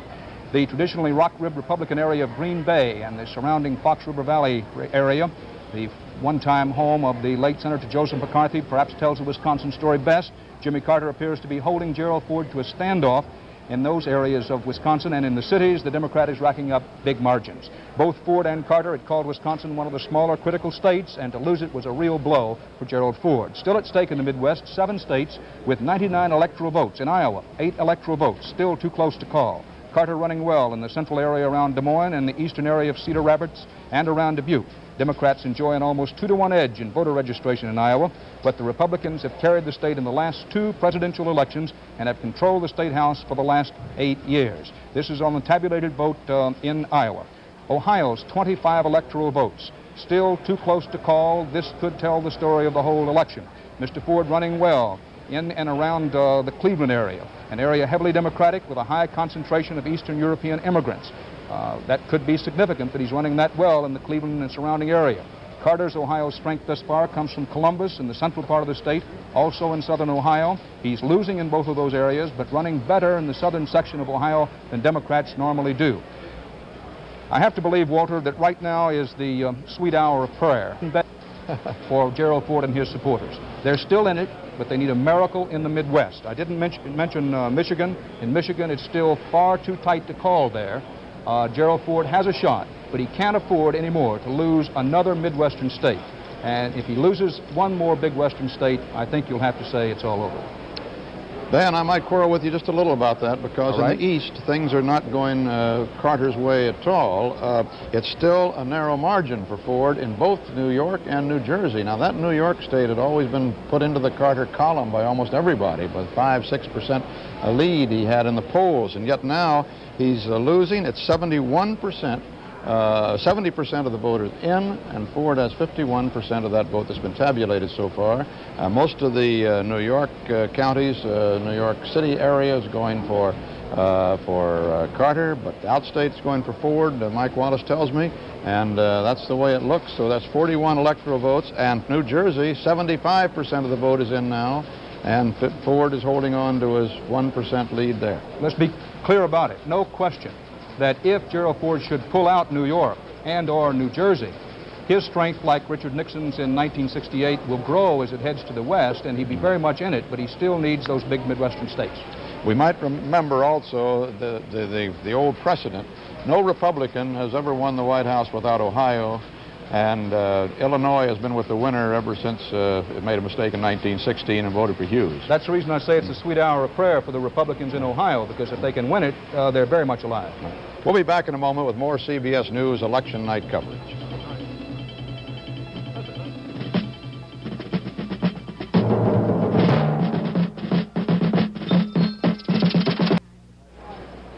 In the Senate races tonight, with 33 races up, 22 Democratic, 11 Republican seats. The Republicans so far have won 9, the Democrats 17, 7 are undecided. The Republicans have gained 6 seats from the Democrats. The Democrats have taken 3 seats from the Republicans, so it's a net gain of 3 for the Republicans. The Republicans have taken seats from the Democratic incumbents in Indiana, New Mexico, Utah, Wyoming, and taken 2 seats from which Democrats were retiring this year. And the Democrats have taken 3 incumbent Republicans out of the Senate in New York, Maryland, and Tennessee. And Eric Severide and Bill Moyers have been watching the fall of the incumbents from the United States Senate. Bill? Walter, it seems to us that no matter who wins this election tonight for the White House, the congressional posture is going to be basically unchanged. If Ford is the next president of the United States, win for the first time in his own right, it'll be a little easier for the Senate to uphold his vetoes, but the House remains just about as Democratic as it was and can still harass an incumbent Republican president. If Jimmy Carter is the winner, it's apparent that he will have a receptive Senate and a receptive Democrat, at least in the receptive House of Representatives, at least in the first part of his administration. The interesting thing to us is that there is no consistent pattern to these defeats and victories in the Senate.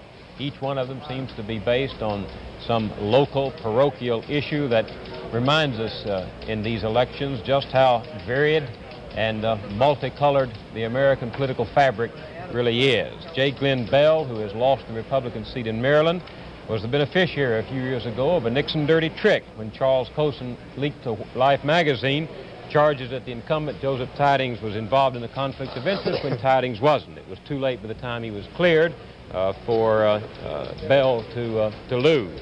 Well, since then, Chuck Colson's been born again, and so has the Democratic Senate seat in Maryland tonight. In New York, Jim Buckley simply didn't, Eric, pay attention to the casework that's necessary for an incumbent to win. And even those longtime veterans of the Senate who came in 1958 with 1958 with the great liberal win, Moss and Hartke and McGee, they apparently had worn out their welcome in Washington as far as their constituents are concerned in our home. So there's no pattern. But on the House side, as far as we can see in these early hours, incumbency is doing very well indeed. In the South, I believe it's correct now to say that all 120 of those seats are returned, including about 30 Republicans. The Democrats, I think, picked up what, 43 seats, extra ones, 2 years ago, after in the Watergate election, so-called, when the Republicans lost so terribly badly. And I would guess, if the thing in the South means anything, that most of those people are going to hold those seats. And that's fairly significant because it's your first re-election as a House member that's a real test. Those were Republican seats at one time. If these Democrats get through their first re-election to those seats, then they hold them for quite a long time. No matter how you cut it, we're going to have a strongly Democratic Congress, both House and Senate, for I think, years to come on the basis of this.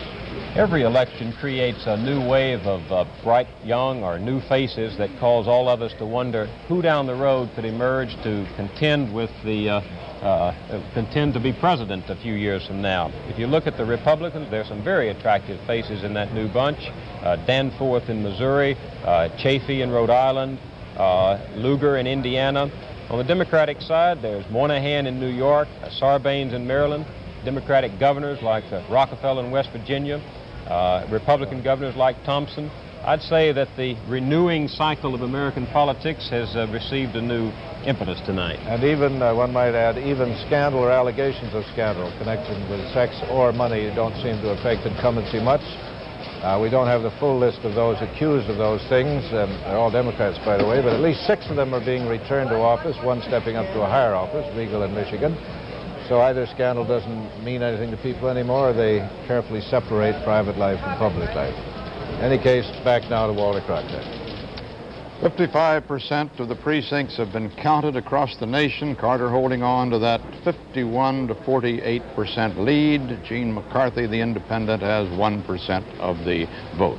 Now, Leslie Stahl, how's it going in the West? Well, Walter, CBS News is ready to estimate that Howard Cannon, the incumbent Democrat in the state of Nevada, will win re-election to the Senate.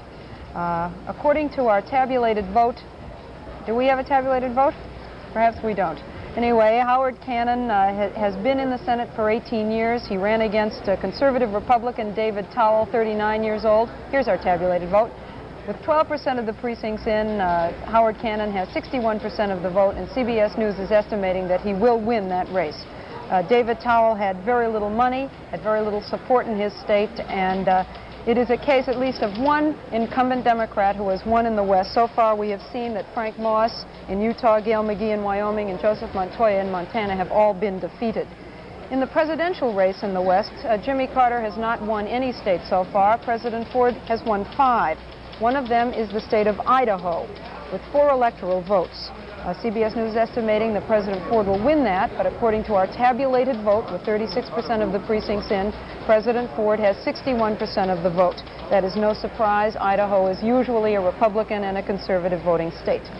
In the state of Washington, as Walter said before, CBS News is estimating that Dixie Lee Ray, an eccentric woman with an unusual lifestyle who was successful in casting herself as a non-politician, according to CBS News, will win that election.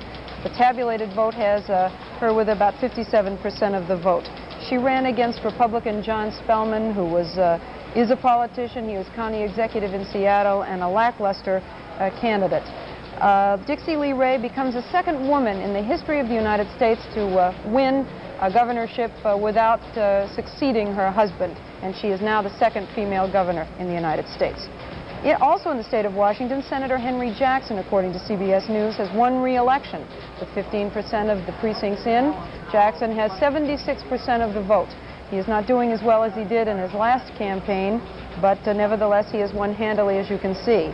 According to our CBS News estimate, he will win with 75% of the vote. He ran against Republican George Brown, an airline pilot with United Airlines whose campaign never got off the ground. We have now some returns in the state of California, where one of the more interesting Senate races in the country is being held between John Tunney, the Democrat incumbent, a young man, 42 years old, running against S.I. Hayakawa, 70 years old, a college professor. With only 4% of the precincts in, according to the tabulated vote, Hayakawa has 54% to Tunney's 46%. Hayakawa, like Dixie Lee Ray, ran as a non-politician running against Washington. Tunney has had trouble erasing his image as a playboy. We also have some very early returns in the California presidential race.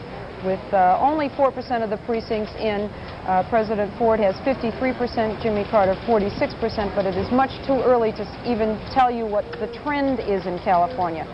Walter, Ronald Reagan calls California the big casino, and President Ford has said that he cannot win the election without it, so we're watching it very closely. That Dixie Lee Ray win for the governorship in Washington makes 2 women governors, as you say, the incumbent Ella Grasso, Democrat in Connecticut, and there's one more running tonight. Stella Hackle is running on the Democratic ticket against Tom Snelling in Vermont for the governorship there. But she's running behind as of this moment, but not terribly far behind in Vermont. And if we got 3 women governors, it would be the first time in the nation's history that ever happened. This is Walter Cronkite at CBS News Election Headquarters.